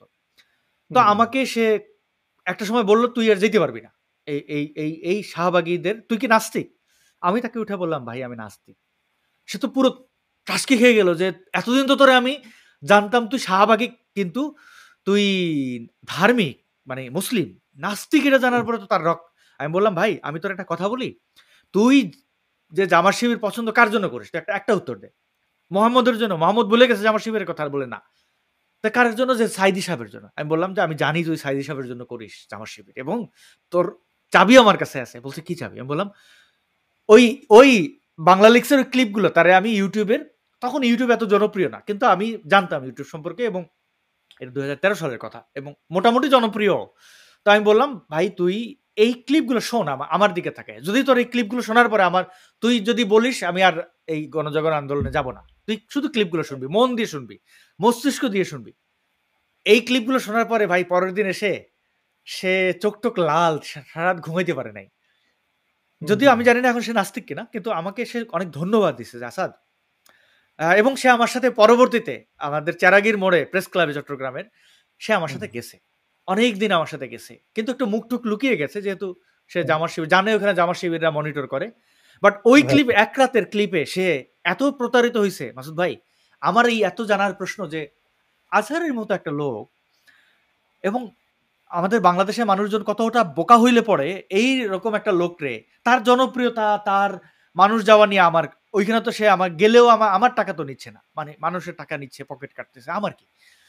তারে আমরা আমেরিকা থেকে বিতাড়িত করছি, আমরা তাকে ব্রিটেন থেকে, মানে ইউরোপ আমেরিকা কোথাও সে যেতে পারবে না, তার জীবনের বড় একটা দুঃখ, যেতে পারবে না। এগুলো থেকে বিতাড়িত করেছি কেন? আমার মনে হচ্ছে যে সভ্য দেশে সে গেলে সভ্য দেশের মানুষের মধ্যে জঙ্গিবাদ ঢুকতে পারে, সে জঙ্গিবাদী কথাবার্তা বলেছে, ইহুদি বিদ্বেষী কথাবার্তা বলেছে। তো সেটা আমাদের জায়গা, এমন না যে তার ব্যাপারে ওয়াজ মাহফিল তার বন্ধ করে আমার পেটে লাথি দিতে হবে। দেশে যে যাইতে পারে না তারাই দেওয়া হয়েছে, এটা আমার পক্ষে না। সে দেশের বাংলাদেশের মানুষ বাংলাদেশে থাকুক, ওই দেশে শাস্তি হোক। এই যে একটা দ্বিচারী মানুষকে তারা এত আইডল ভাবে, মাসুদ ভাই আমি মনে করি যে আপনি জীবনে একটা খুব ভালো ডিসিশন নিয়েছেন, ধর্ম ব্যবসা থেকে বের হয়ে যায়, যেটা মানেন নাই, সততার সাথে বলেছেন। ইতিহাস আপনাদের মতো মানুষকে মনে রাখবে, কারণ আপনি স্যাক্রিফাইস করেছেন। আমি সাক্ষী, আমি সাক্ষী দিচ্ছি। আমি জানি মাসুদ ভাই যে হুট করে ঘুম থেকে উঠা মনে হইলো যে মাসুদ ভাই ধর্মত্যাগ করবেন না। এই ধর্মত্যাগ করতে যেও উনি কি কি হারাইছেন আমরা পারিবারিক বিষয় না বলি, কিন্তু উনি সৎভাবে চেষ্টা করেছিলেন। যতটুকু আমি যতটুকু জানি, মাসুদ ভাইয়ের সাথে আমার এই স্ক্রিনের বাইরে দীর্ঘ একটা সময় পর্যন্ত সম্পর্ক ছিল। এমনকি এর মানে ওইটা না যে মাসুদ ভাই আমার কাছ থেকে আমার কোনো কথা শুনে নাস্তিক হয়েছেন, আমার সেই যোগ্যতাও নাই। মাসুদ ভাই বহু বছর ধরে নাস্তিক, কিন্তু তিনি সমাজের সাথে তাল মেলানোর চেষ্টা করেছেন নৈতিক জায়গায়। মানে নৈতিক জায়গা কি আমি এটা মানি না, এটা আমাকে মোহাম্মদের বন্দনা করতে হবে, এটা তো কঠিন কাজ। তারপরেও পারিপার্শ্বিক অনেক কিছু বিবেচনা করে ব্যক্তিগত জায়গা থেকে মাসুদ ভাই থাকতে চেয়েছিলেন, যে কম্প্রোমাইজ করে হ্যাঁ মোহাম্মদের বন্দনা করতে হচ্ছে, তাও অনেক সময় মেনে নেব, কিন্তু নিজের সাথে সংগ্রাম তো নৈতিক মানুষ করতে পারেন না। মাসুদ ভাইকে স্যালিউট যে আপনি এত বড় একটা স্যাক্রিফাইস করেছেন মাসুদ ভাই, এটা আমি খুবই কৃতজ্ঞ আপনার কাছে। এবং আমরা গত এই পর্বের আগের পর্বে অর্থাৎ 2 পর্ব আগে আমরা দেখছিলাম বেলাল, মুফতি বেলাল, তিনি যুক্ত হয়েছিলেন আমাদের মাঝে। এখন তিনি নেই, কেন যুক্ত হচ্ছেন না তাও জানি না, কিন্তু এই মানুষগুলো যাদের মধ্যে এই কিউরিওসিটি আছে, এক টেবিলে বসে কথা বলার চেষ্টা করেন, তাদের মধ্যে মুক্তি অসম্ভব নয়। যারা আমাদেরকে দেখছেন, মাসুদ ভাই আপনি একটু যদি এখানে বিস্তারিত আমাদের বলে শেষ করেন, যে যারা আমাদের দেখেন, কথা শোনেন, আমাদের তো উদ্দেশ্য না নাস্তিক হওয়া, কারণ নাস্তিক হইলে তো আমরা, মাসুদ ভাই আপনি কি পাইছেন? আপনি নাস্তিক হয়ে বলে নাস্তিকদের ইহুদি নাসারা টাকা পয়সা দেয়, আমেরিকার ভিসা দেয়, কি কি কত কথা। ব্যক্তিগত পর্যায়ে মাসুদ ভাই খুব বিপদে আছেন, এটা সত্য কথা। তো যাই হোক, আপনি তো কিছু পান নাই, কিন্তু আপনি কি পেয়েছেন? যে এই আপনার কি মনে হয় যে ইসলাম বা যারা শুনছেন আমাদেরকে, তাদের মধ্যে কি মুক্তি সম্ভব? 2টা প্রশ্ন। আপনি কি ব্যক্তিগতভাবে পেয়েছেন? নাস্তিক হওয়ার পরে আপনি কি অনেকগুলো গার্লফ্রেন্ড, অনেক নারী, অনেক মদ তো আপনি খান না, সিগারেটও খান না আমি জানি। তো এই মদ, সিগারেট, নারী, টাকা পয়সা, আমেরিকার ভিসা, আরো কত কিছু বলা হয়, এগুলো আপনি পাইছেন কিনা? এবং যারা আমাদেরকে শোনেন তাদের মধ্যে আপনি মুক্তি দেখেন কিনা? একটা তো আগ্রহ আছে, শোনেন নিশ্চয়ই। আচ্ছা, আমার কোন একজন একটা বিষয় বলি। আমার কোন এক যাকে অনুজ প্রতিম বা ছোট ভাইয়ের মতো একজন আমার প্রিয় মানুষ, একদিন আমাকে প্রসঙ্গক্রমে বলছিল যে ভাই, আপনি মদও খান না, সিগারেটও খান না, নাইট ক্লাবেও যান না, বারেও যান না, আবার একটু অন্য মেয়েদের সাথে একটু প্রেম করবেন তার কিছুই করেন না, পুরোই হুজুরদের মতো, মানে হুজুররা তো যাই হোক বিভিন্ন অজুহাতে করে, আমাকে এটা বলো, হুজুররা তো বিভিন্ন অজুহাতে করে যে দ্বিতীয় বউ, তৃতীয় বউ, গনিমতের মাল, এটা সেটা, মাঝখান দিয়ে অন্য কিছু মনে করো না। আপনি মানে হুজুরের যে সুবিধা সেটাও আপনি হারাইলেন, ওইদিকে নাস্তিক হওয়ার পরে যে একটা ওপেন জীবন সেটাও আপনি করেন না। তা আমি ইউজুয়ালি আজকে বলেই দিই, যে কোনো জায়গায় আমার বন্ধুদের মধ্যে কোথাও যদি মদানুষ্ঠান হয়, মানে মদের অনুষ্ঠান যদি হয়, সেখানে আমি থাকি মদ্যমণি, মানে আমি হচ্ছে মদ পরিবেশন করি বা আমি থাকি, খাই না সেটা অন্য আলাপ। আচ্ছা মাসুদ ভাই, দুঃখিত ইন্টারাপ্ট করছেন, আপনি কি ড্রাইভিং করতে পারেন? না, পারি না। ড্রাইভিংটা শিখে নেন, কারণ এটা খুব রেয়ার মদের অনুষ্ঠানে কেউ চালাইয়ে নিয়ে যাবে সব মাতালদেরকে, হ্যাঁ এটা রেয়ার। আচ্ছা ঠিক আছে, ওটা শিখবো কোন এক সময় সুযোগ পেলে। জি, মানুষের জীবন বাঁচবে। আমাকে বলছে ভাই, আপনার জীবনে তো কোনো মজা স্বাদ নেই, আপনি বেঁচে থাকেন কেমনে? আপনার, আমি বললাম যে এই যে আমি লাইভে গিয়ে হোক, বা আমি যে ইসলামের বিরুদ্ধে কথা বলতে পারি, বা আমি যে সত্য যেটা আমি বলতে পারি, আগে বলতে পারতাম না। দীর্ঘ একটা সময় আমি কিন্তু ইসলামের বিরুদ্ধে কথা বলতে পারতাম না, আমার মুখকে আটকে রাখা হয়েছিল যখন বাংলাদেশে ছিলাম। এটা এত সুখ, আমি বললাম যে 100 বার এটাকে করে, মানে কি যেন ভুলে গেলাম, আর ইংলিশ শব্দটা কি, মানে 100 বার বীর্যপাত হলে যে সুখ পাওয়া যায়। আমরা তো সবাই বিবাহিত মানুষ, আমি বিবাহিত মানুষ, আরো অনেকে যারা শুনছেন, আমি বললাম তার চেয়ে বেশি সুখ পাই আমি ইসলামের বিরুদ্ধে বললে। সত্যি আমার ভালো লাগে, এটা আমার বিরাট অর্জন। কেন যে আমাকে দিয়ে মানে মিথ্যা কথা একদিন যে বলানো হয়েছে, এই যে প্রতারণা করা হয়েছে আমার সাথে, আমাকে ভুল বোঝানো হয়েছে, এরকম ভাবে আজকে পৃথিবীর 150 কোটি, যদি 150 কোটি মুসলমান থাকে, 150 কোটি মুসলিমের মধ্যে যারা নাস্তিক তাদের কথা ভিন্ন, কিন্তু বাকি এই যে বিরাট সংখ্যক মুসলিমদের সাথে প্রতারণা হচ্ছে, তাদেরকে বলা হচ্ছে যে মুসলমান নাকি এই মোহাম্মদ নাকি মহাপুরুষ, মোহাম্মদ নাকি চরিত্রবান, অথচ দুনিয়ার সমস্ত মুসলিমদের চরিত্র মোহাম্মদের চেয়ে ভালো। আমি কথাটা আবার বলছি, দুনিয়ার সমস্ত মুসলিমদের চরিত্র মোহাম্মদের চেয়ে ভালো। মোহাম্মদের মতো চরিত্রহীন হওয়া কোনো মুসলমানের পক্ষেই সম্ভব না, কারণ অত বড় চরিত্রহীন এই যুগে যদি কেউ হতে যায়, তাকে মানে হয় পুলিশ গুলি করে মারবে, নয়তো ক্রস ফায়ার মারবে, নয়তো তাকে সরকার নিয়ে ফাঁসি দেবে, কিংবা যে দেশে মৃত্যুদণ্ড নেই সেখানে অন্তত কারাদণ্ড হবে, দীর্ঘ একটা সময়ের কারাবাস হবে। আমি একটা কমেন্টের দিকে একটু খেয়াল করি, একজন একটা কমেন্ট লিখেছে যে মোহাম্মদকে নাকি মক্কায় আল আমিন বলা হতো, এবং মোহাম্মদ নাকি আপনার কি বলে সবার নিকট ভালো মানুষ ছিল, মোহাম্মদের ব্যবসা ছিল, উনি কেন ঝুঁকি নিয়ে ইসলাম প্রচার করতে গেলেন। আমি আজকে এটা আমি মাঝে মাঝে চিন্তা করেছি, বলবো ভাই মোহাম্মদকে আল আমিন বলা হতো, এরা কোরআনের কোথায় আছে, হাদিসের কোথায় আছে? দয়া করে আমাকে একটু দেখাইন তো, মুসলমানদের কাছে আমি একটু জানিয়ে রাখলাম কোন হাদিসে আছে। আমি যদি বরং এবার যদি মুসলমানদেরকে বলি মক্কার লোকেরা মোহাম্মদকে কি বলতো, কোরআনের আয়াত পাঠ করে করে আমি শোনাতে পারি। আল আমিন তো বলতোই না, তারা বলতো কাযালিকা মা আতাল্লাযীনা মিন ক্বাবলিহিম মির রাসূলিন ইল্লা ক্বালু সাহিরুন আও মাজনুন।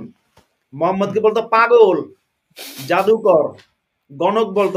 কোরআনে আয়াত আছে না এইজন্য যে আমি পাগল না আমার নবী পাগল না, আল্লাহ বলে। এবং কখনো কখনো যেহেতু মোহাম্মদের ছন্দ বানিয়ে বানিয়ে কিছু সূরা নাজিল করেছে, কখনো কখনো বলেছে কবি। এটাও আবার কোরআনে খণ্ডন করা আছে, ওমা হুয়া বিকাউলি শাইর কালিলাম মা তুমিনুন, যে কি বলে এটা কোনো কবির কথা নয়। এবং কোরআনের মধ্যে সূরা তাকবীরের মধ্যে একটা জায়গায় তো ভয়ঙ্কর রকমের কসম খেয়েছে, ফালা উকসিমু বিল খুন্নাসিল জাওয়ারিল কুন্নাসি ওয়াল লাইলি ইযা আসআসা ওয়াস সুবহি ইযা তানাফফাসা ইন্নাহু লাকাউলু রাসূলিন কারীম। এটা একজন কোরআন নাকি একটা সম্মানিত রাসূলের বাণী। এর একটু পরে গিয়ে এই সূরার শেষ দিকে আছে ওমা সাহিবুকুম বিমাজনুন, তোমাদের যিনি সঙ্গী মানে মুহাম্মদের কথা বলা হচ্ছে, সে পাগল না, সে পাগল না। মানে মুহাম্মদের কোরআনে অনেকবার বলা হয়েছে সে পাগল না।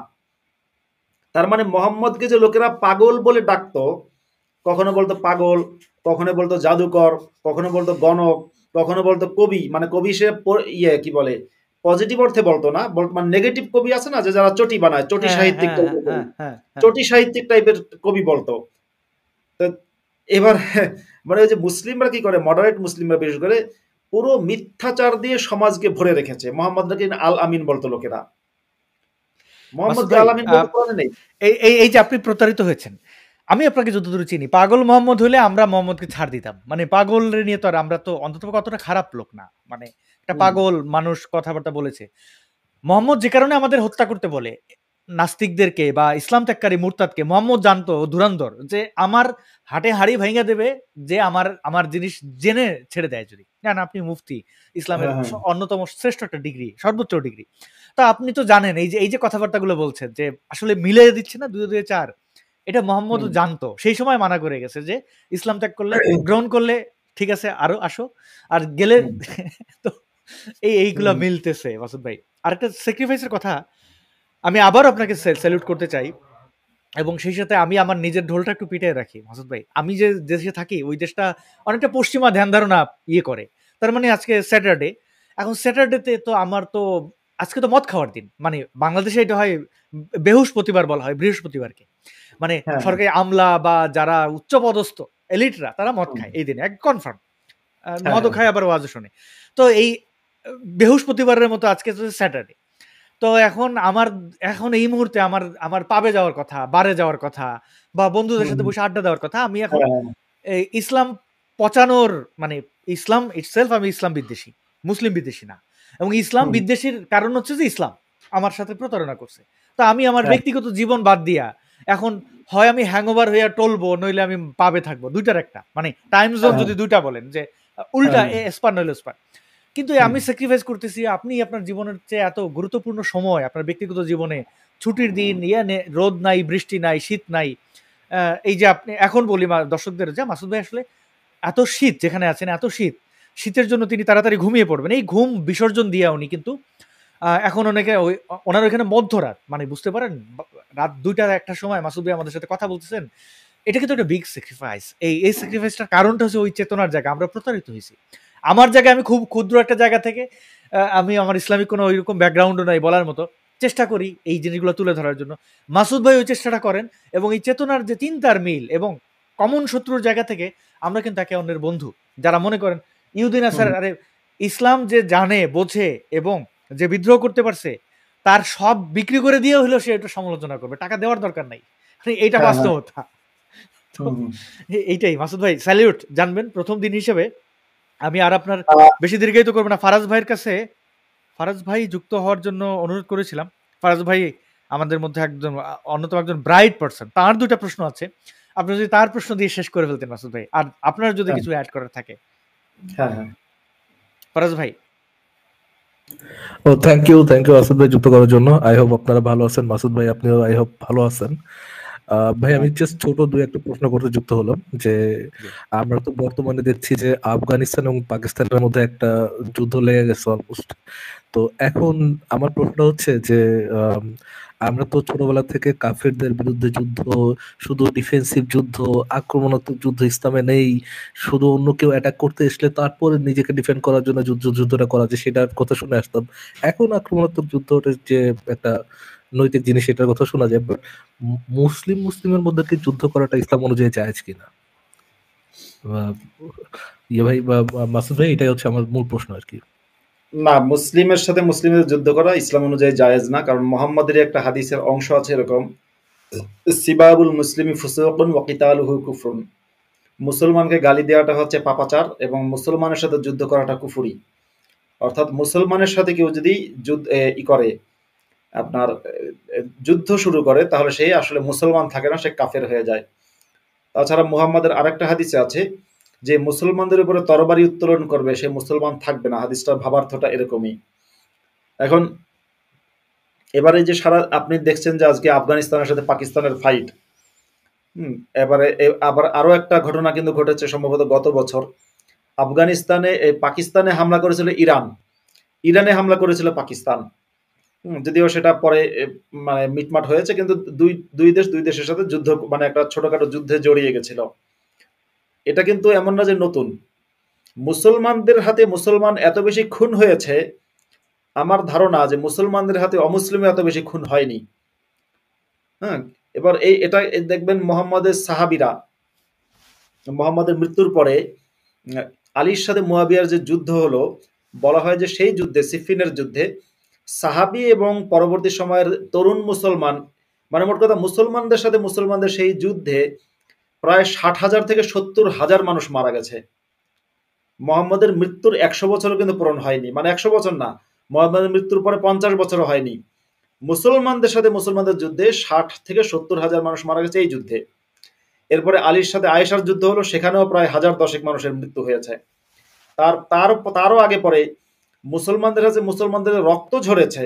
মোহাম্মদের নাতিপুতি, মোহাম্মদের পুরো বংশকে হত্যা করলো কারা? মুসলমানরা। Yazid, Shimr, Ubaidullah bin Ziyad, এরা কারা? মুসলিম। তারা মোহাম্মদের বংশের লোক, মোহাম্মদের নাতিপুতিদেরকে হত্যা করে সে মাথা দিয়ে ফুটবল খেলেছে, মাথার মধ্যে লাথি মেরেছে। তো আজকেও দেখবেন, আজকের দিন পর্যন্ত মুসলমানদের হাতে মুসলমানের খুন হয়, মুসলমানদের হাতে অমুসলিমদের খুন হওয়ার চেয়ে বেশি। তার মানে একটা কথা একটু আগে আসাদ নূর বলছিলেন যে আমরা ইসলাম বিদ্বেষী কিন্তু মুসলিম বিদ্বেষী না। সত্যি কথা হচ্ছে আমরা মুসলিমদের ভালোবাসি বলেই আমরা ইসলামের ভাই মাসুদ ভাই, তাহলে কি এই যে মুসলমান যে যুদ্ধ করা যায় না, এই যে দুজন কনফার্ম জান্নাতের কথা বলেন, একটা হচ্ছে আলী আর একটা হচ্ছে আয়েশা, দুজনই তো কনফার্ম জান্নাতি, রাইট? মোহাম্মদ দ্বারা সিল প্রাপ্ত কনফার্ম জান্নাতি। হ্যাঁ, মুয়াবিয়াও তাই। হ্যাঁ, এই জিনিসটা কি মোহাম্মদের এই হাদিসটা কি এই দুজন কনফার্ম জান্নাতি ভুলে গিয়েছিলেন সম্পদের লোভে, না কি হয়েছিল, নাকি তারা অন্য কোনো ট্যাগ দেয়, ফর এক্সাম্পল মুনাফিক ট্যাগ দেয়, বা কোনোভাবে এটাকে জাস্টিফাই করে দুজন কনফার্ম জান্নাতি লেগে গেছিলেন একজন আরেকজনের বিরুদ্ধে? এখানে আসলে কি, এটা যেহেতু এই এমন একটা ইতিহাস যেটা মুসলমানরা খুব বিব্রত হয় এবং আমাদেরকে মাদ্রাসায় এই ইতিহাসটা পড়ানো হয়নি, শুধু হুজুররা ক্লাসে মৌখিকভাবে বলার পরে বলেছিলেন যে ইহুদিদের দোষটা সব ইহুদিদের।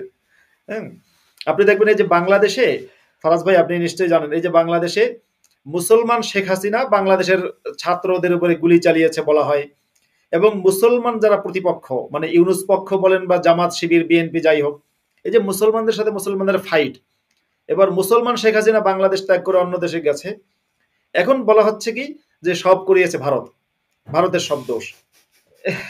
হ্যাঁ, বিডিআর হত্যাকাণ্ড ভারত করিয়েছে। সাতপন্থী যে ইহুদিরা চালায় এটাও তো আমরা শুনেছিলাম, তাই না মাসুদ ভাই? হ্যাঁ, সাতপন্থীরা ইহুদিদের দালাল, ভারতের দালাল, ওদিকে আবার সাতপন্থীরা বলে জুবাইরপন্থীরা ইহুদিদের দালাল। এবং দুই পক্ষই, এবং মুসলিমরা তাদের সাথে যখন বলে যে সাতপন্থীরা ইহুদিদের দালাল, মুসলিমরা ঠিক, আবার জুবাইরপন্থী ইহুদিদের দালাল, মুসলিমরা ঠিক, চিল্লায় বলেন ঠিক কিনা, ঠিক সব একসাথে, মানে কোনো ডাউট নেই কারোর মধ্যে, সব সে নিজে বাদে বাকি সবাই যে ইহুদির দালাল এই সম্পর্কে কারো কোনো ইয়া দেয়। বাট ঠিক আছে, কিন্তু তারপরও মাসুদ ভাই আপনি আপনি কনফার্ম জান্নাতি যে দুইজন ছিলেন, আয়েশা এবং আলী। আলী, এরা দুজন কি তারা বুঝতে পারে নাই যে তারা কনফার্ম জান্নাতি, বা তাদের ভিতরে যে ইহুদিরা ঢুকে তাদের দুই জান্নাতির মধ্যে ফাইট শুরু করে দিচ্ছে, জান্নাতি ভার্সেস জান্নাতি? তো এই জিনিসটা কি তারা বুঝতে পারে নাই? এতই মূর্খ টাইপের লোক ছিলেন তারা। একজন না বলে জ্ঞানের দরজা, আর একজন বলে এত হাদিস ইয়া করছে, কত বড় জ্ঞানী। এরা দুজন ধরতে পারেনি। না, এরা দুজন ধরতে পারেনি। এবং ইসলামের হুজুর, আমি জানি না হুজুররা কি জবাব দেবে, হুজুররা তো এর কোনো জবাব দিতে পারবে না। কিন্তু সত্যিকার কারণ তো আমরা জানি যে কনফার্ম জান্নাতি ভালো মানুষ বলা হয়।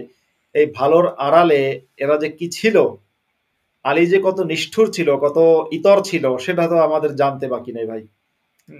মুসলমানরা যাই বলুক না কেন, আমরা তো জানি কতগুলো বিয়ে করেছে, কতগুলো খুন করেছে, ধর্ষণ করেছে, অপরাধে মানে মোহাম্মদের মতোই প্রায় আরেক পিস ছিল আলী। জি মাসুদ ভাই, তার ঠিক আছে, বাট আমি আরেকটা জিনিস জানতাম যে মুসলমান যুদ্ধ করা যায় না, কিন্তু হচ্ছে কেউ যদি মুনাফিক হয়, মুনাফিকদের মধ্যে ইয়েটা করা যায় আর কি। কেউ যদি মুনাফিক হয়, মুনাফিকদের সাথে যুদ্ধ করতে পারে। তো আফগানিস্তান এবং পাকিস্তান এরা কি একজন আরেকজনকে মুনাফিক ট্যাগ দিয়েছে, নাকি স্বার্থের জন্য নবীর হাদিসকে কবরে পুঁতে দিয়ে তারপরে তাদের যেটা দরকার হাসিল করা দরকার সেই জিনিসটা চালাচ্ছে? এই বিষয়ে কি আপনি কিছু জানেন? এখন আফগানিস্তান পাকিস্তানকে মুনাফিক ট্যাগ দিয়েছে কিনা আনুষ্ঠানিকভাবে সেটা আমি জানি না, পেপারে পাইনি। আর পাকিস্তান ও আফগানিস্তানকে মুনাফিক ট্যাগ দিয়েছে কিনা জানি না, পেপারে পাইনি, হয়তো দিয়েছে। কারণ মুনাফিক ট্যাগ না দিলে ইসলামের একটা নিয়ম আছে, ট্যাগ না দেওয়া পর্যন্ত আপনি শাস্তি কার্যকর করতে পারবেন না। ধরুন আপনি ভালো পয়েন্ট আমার মনে পড়েছে।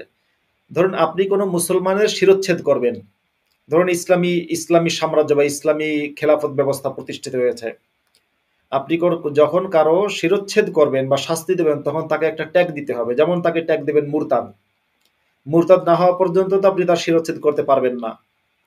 তারপরে হচ্ছে তাকে আপনি বলতে পারেন যে আল মুহসানুজ জানি, যে সে হয়তো বিবাহিত পুরুষ এবং জিনা করেছে, তাই আপনি তাকে মানে রজম করে সহজ ভাষায় বললে 501 ট্যাগ দেওয়া আর কি। হ্যাঁ, তার মানে 501 ভালো বলেছেন, মানে 501-এর কাজ করেছে, মুহসানুজ জানি, বিবাহিত হওয়ার পরে জিনা করেছে, ব্যভিচার করেছে, সুতরাং তাকে আপনি হত্যা করতে পারেন। আরেকটা হচ্ছে আর নাফসু বিন নাফসি, আপনি হত্যাকারী, ঘাতক, তাই আপনার শিরচ্ছেদ করা হতে পারে। এরকম ভাবে আপনাকে যখন কোনো শাস্তি দেওয়া হবে তখন কিন্তু একটা ট্যাগ দিতে হবে। ঠিক একইভাবে যতক্ষণ পর্যন্ত আপনি মুসলমান থাকেন, ইসলামী শরিয়া আইন বলে, ততক্ষণ পর্যন্ত আপনার বিরুদ্ধে যুদ্ধ করা জায়েজ নেই। কিন্তু যদি আপনি মুসলমান, ধরুন শাসক যদি ইসলাম ত্যাগ করে, তখন সেই শাসকের বিরুদ্ধে মুসলমানদের জন্য যুদ্ধ করা কিন্তু অত্যাবশ্যক হয়ে যায়, ফরজ বা ওয়াজিব হয়ে যায়।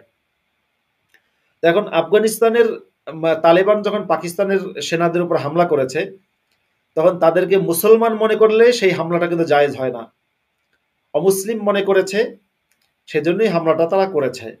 একইভাবে পাকিস্তান যখন আফগানিস্তানে বিমান হামলা চালিয়েছে, তখনও কিন্তু আফগানিস্তানের সরকারকে বা যাদের উপরে হামলা চালিয়েছে তাদেরকে অমুসলিম মনে করেই হামলাটা করেছে। ইসলামের মূলনীতি হচ্ছে এই, মুসলমান আপনি কাউকে মনে করছেন, সেই অবস্থায় আপনি কোনোভাবেই তার উপরে হামলা করতে পারেন না বা তার উপরে অস্ত্র ধরতে পারেন না। নিশ্চয় আলী এবং নিশ্চয়ই ফাতেমা দুইজন জান্নাতি। অফকোর্স একই সাথে আয়েশা করা যাবে না। আয়েশা, সরি, হ্যাঁ, নিশ্চয় আলী এবং নিশ্চয় আয়েশা দুজনে জান্নাতি। তারা আরেকটা জিনিস, নবীর এই সিট আরেকটা পেয়ে জিনিস ফারাজ ভাই, আরেকটা জিনিস আমি আপনাকে একটু মনে করিয়ে দিই বা বলি।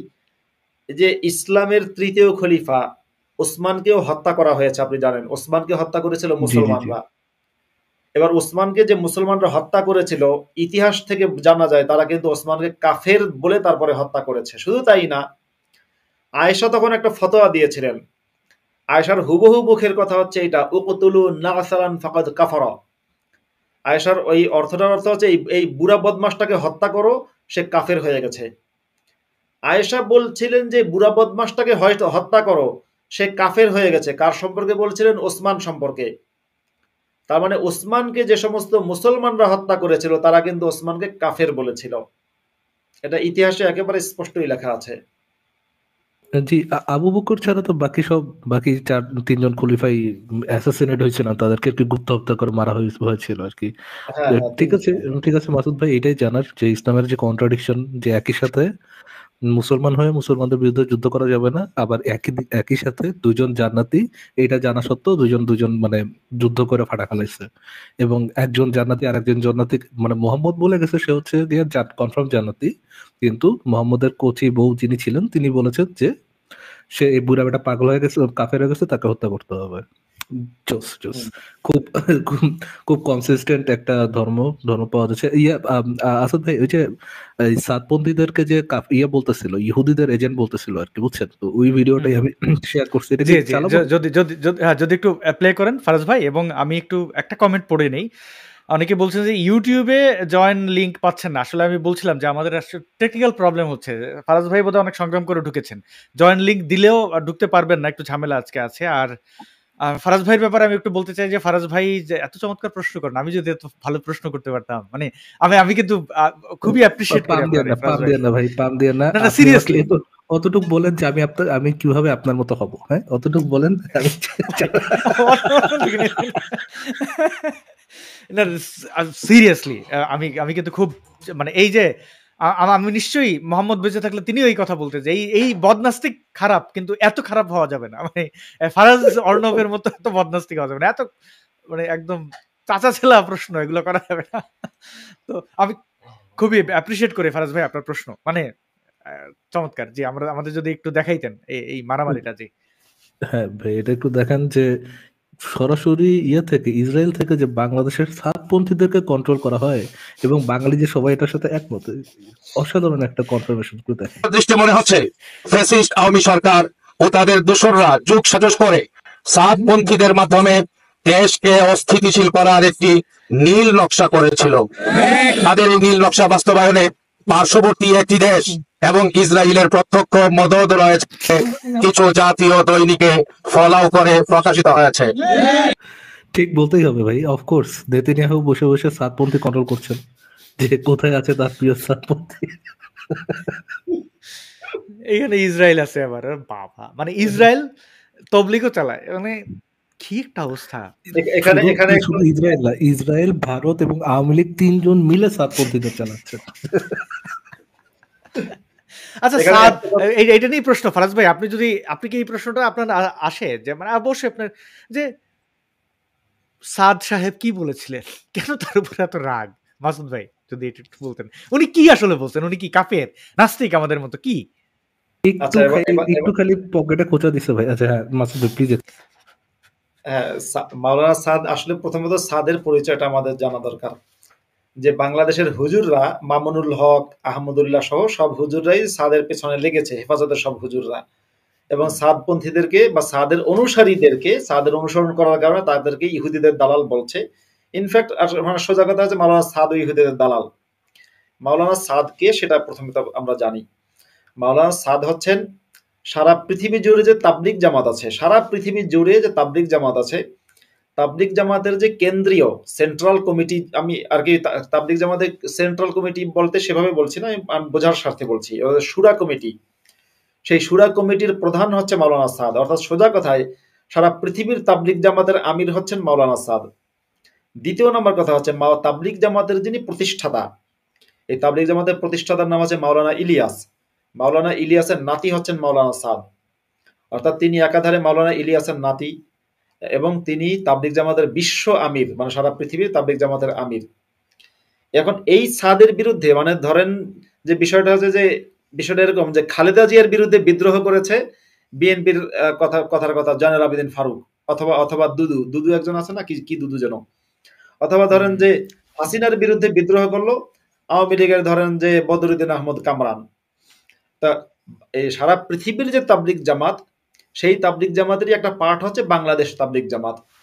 সেই বাংলাদেশ তাবলিগ জামাতের কিছু মানুষ জোবায়েরপন্থী যাদের বলা হয়, বা কিছু মানুষ মামুনুল হক বা হেফাজত ইসলাম, তারা এর বিরুদ্ধে বিদ্রোহ করেছে, বলছে আমাদেরটা হচ্ছে সহি। সাদ তো সারা পৃথিবীর তাবলিগ জামাতের আমির। এখন সাদের বিরুদ্ধে তারা খেপা যে কারণে, সাদ হচ্ছে একটা ফতোয়া দিয়েছিলেন যে ফতোয়াটা ইসলামের আলোকে সঠিক, কিন্তু টানটা পড়েছে পকেটে। আপনি যতই ভাই ইসলাম বলেন না যাই বলেন, আসল কথা হচ্ছে মোল্লার কাছে দুটো জিনিস গুরুত্বপূর্ণ। আর মোল্লাদেরকে তো মাদ্রাসায় আমি বলি সেনাবাহিনী, আর ক্যান্টনমেন্টে তৈরি করা হয় সেনাবাহিনী, আর মাদ্রাসায় থাকে হচ্ছে সোনাবাহিনী। তো সোনাবাহিনীর কাছে দুটো জিনিস খুব গুরুত্বপূর্ণ, একটা হচ্ছে তাদের মানে সোনাকে ব্যবহার করা, আর একটা হচ্ছে মানে টাকা পয়সা। এই দুটো জিনিস খুবই গুরুত্বপূর্ণ। মাওলানা সাদ বলেছিলেন নবীরি যেখানে 30 হর্স পাওয়ার, সেখানে তো কিছু না কিছু ব্যবহার করাই লাগবে ভাই। হ্যাঁ ঠিকই বলেছেন। মাওলানা সাদ বলেছেন যে ইসলাম প্রচার করে, মসজিদে ইমামতি করে কিংবা মাদ্রাসায় শিক্ষকতা করে কিংবা ওয়াজ মাহফিল করে টাকা নেওয়া জায়েজ নেই। যারা ইমামতি করে টাকা নেয় তাদের এটা হচ্ছে মাওলানা সাদের ভাষ্য মতে বেশ্যার যে ইনকাম, আমি বেশ্যা বলি না কখনো, কিন্তু ওনার ভাষ্য মতে বেশ্যার যে ইনকাম তার চেয়েও খারাপ এটা। এতে করে এটা কিন্তু সহি ফতোয়া, কারণ কোরআনের মধ্যে আছে ওয়ালা তাশতারু, অনেক জায়গায় আছে ওয়ালা তাশতারু বিআয়াতি সামানান কলিলা, যে আমার যে কোরআনের আয়াত আছে, আয়াতকে বিক্রি করে তোমরা অর্থ নিও না, দিন প্রচার করে অর্থ নিও না। ইত্তাবিউ মাল্লা ইয়াসআলুকুম আজরান ওয়া হুম মুহতাদুন। তারপরে ওয়া কওমি লা আসআলুকুম আলাইহি মালা ইন আজরিয়া ইল্লা আলাল্লাহি, আমি তো আল্লাহর কাছ থেকে পুরস্কার নেব, ধর্ম প্রচারে কোনো পুরস্কার, কোনো টাকা পয়সা তোমাদের কাছে চাই না। এর কোরআনে অনেক অনেক জায়গা আছে। আম তাসআলুহুম আজরান ফাহুম মিন মাগরামিম মুসকালুন, সূরা কলামের মধ্যে আছে। আল্লাহ মুহাম্মদকে বলছেন, মুহাম্মদ তুমি কি তাদের কাছে টাকা পয়সা চাচ্ছ যে তারা তোমার এজন্য তোমার দাওয়াতে সাড়া দিচ্ছে না? তো এই দিন প্রচার করে বা ইমামতি করে মাদ্রাসায় পড়িয়ে ওয়াজ মাহফিল করে মিলাদ খতম দিয়ে টাকা নেওয়া জায়েজ নেই, এই কথাটা মাওলানা সাদ বলেছিলেন। দোয়া করে টাকা নেওয়া জায়েজ নেই এটা বলেছিলেন। এখন এটা সহি ফতোয়া, কিন্তু হুজুররা খেপেছে কেন ভাই? সহি কথাও আপনি হুজুরদের মানে সঠিক ইসলামের কথা বললেও হুজুরদের কাছে মার খাবেন যদি সেটা পকেটে টান হয়। সবার আগে ভাই পেট এবং চয়কারের চেয়ে ট, এটা সবার আগে, মানে হুজুরদের কাছে সবার আগে পেট এবং চয়কারের চেয়ে এবং ট, বুঝে নেন। মাসুদ ভাই, আমাদের দর্শকরাও মানে মানে অনেকগুলো প্রশ্ন করছিলেন, এই প্রশ্নগুলো অনেকটা ফারাজ ভাইয়ের মতোই, যে আমেরিকা বাদ গেছে, সাতপন্থী তার ব্যাপারে বলে, রাশিয়া বাদ গেছে, এই বাদগুলো গেল কেন? আমাদের এখানে দুরন্ত প্রকাশ মন্ডল দা উনিও প্রকাশ করছেন আমেরিকাটা বলতে পারবো, কেননা আমেরিকাটা সাথে এখন ইউনুস সাহেব জড়িত, চাচা মনে কষ্ট পেতে পারে, ওইটা নাম নেওয়া যাবে না। চিন্তা করেন, একজন আলেম যিনি কিনা কোরআনের কথাই বলছেন, তাকে এখন ইসরায়েল, ইহুদি, মানে সাদ আল্লামা উনি সাদ কান্দা, ওনার নামটা পুরোটা আমার মনে নাই, সাদ কান্দলবি, কান্দালবি। আচ্ছা, তো জি, তো এই সাদ সাহেবের বিরুদ্ধাচরণের মূল কারণটা হচ্ছে যে এদের পেটে লাথি মারছে। যে মোল্লা প্রতিষ্ঠাতা আসাদ ভাই, যার অ্যানসেস্টাররা মানে যার ইয়েরাই হচ্ছে, যার আলেমরা হচ্ছে যে মূল প্রতিষ্ঠাতা, এই জুবায়েরপন্থীরা এরা কিন্তু হচ্ছে আপনার আগাছার মতো, as far age I know, ঠিক না মাসুদ ভাই? ওনারা কিন্তু মূল ধারার সাথে জড়িত না। জোবায়েরপন্থী যারা, তারা হচ্ছে দুইটা জোবায়ের আছে। আমি এখানে একটু বিষয় ক্লিয়ার করি। জোবায়েরপন্থী কারা? জোবায়েরপন্থী হচ্ছে তাবলিগ মাওলানা সাদের আগে তাবলিগ জামাতের আমির ছিলেন মাওলানা জোবায়ের। মাওলানা সাদ তো বর্তমান বিশ্বের তাবলিগ জামাতের আমির, সারা পৃথিবীর। আর তার আগে সারা পৃথিবীর তাবলিগ জামাতের আমির ছিলেন মাওলানা জোবায়ের, তিনি জোবায়ের হাসান, তিনি ছিলেন দিল্লিতে থাকতেন, ভারতের মানুষ, দিল্লির মানুষ। হ্যাঁ, তো মাওলানা জোবায়ের মারা যাওয়ার পরে মাওলানা সাদ হচ্ছেন তাবলিগ জামাতের আমির, নির্বাচিত হয়েছেন শুরা কমিটির কাউন্সিলের মাধ্যমে, শুরা কাউন্সিল বা ওদের যে সর্বোচ্চ পরিষদের মাধ্যমে তিনি তাবলিগ জামাতের আমির হলেন। একই সাথে তিনি কিন্তু তাবলিগ জামাতের প্রতিষ্ঠাতার নাতি, যেটা আমি আগেই বলেছি। তো এখন জোবায়েরপন্থী যারা, তাদের তো এখন কিছু একটা নিয়ে আগাতে হবে, বলে যে আমরা ওই যে মাওলানা সাদের আগে যিনি ছিলেন ওনার পন্থী, আর আরেক জোবায়ের আছে, বাংলাদেশের এক জোবায়ের আছে তাবলিগ জামাতের, সেই জোবায়েরও কিন্তু এই জোবায়ের মধ্যে তাবলিগের নেতৃত্ব দিচ্ছেন। এবার দুই জোবায়ের, মানে একটা হচ্ছে মৃত জোবায়ের, তাকে নিয়ে যে আমরা ওনার, মানে বিষয়টা এরকম যে আপনি কেউ কেউ যদি বলে আমি হচ্ছি হাসিনার এই বিরুদ্ধে কিন্তু শেখ মুজিবের পক্ষে, হ্যাঁ, যে আমি মুজিবপন্থী, হাসিনাপন্থী না।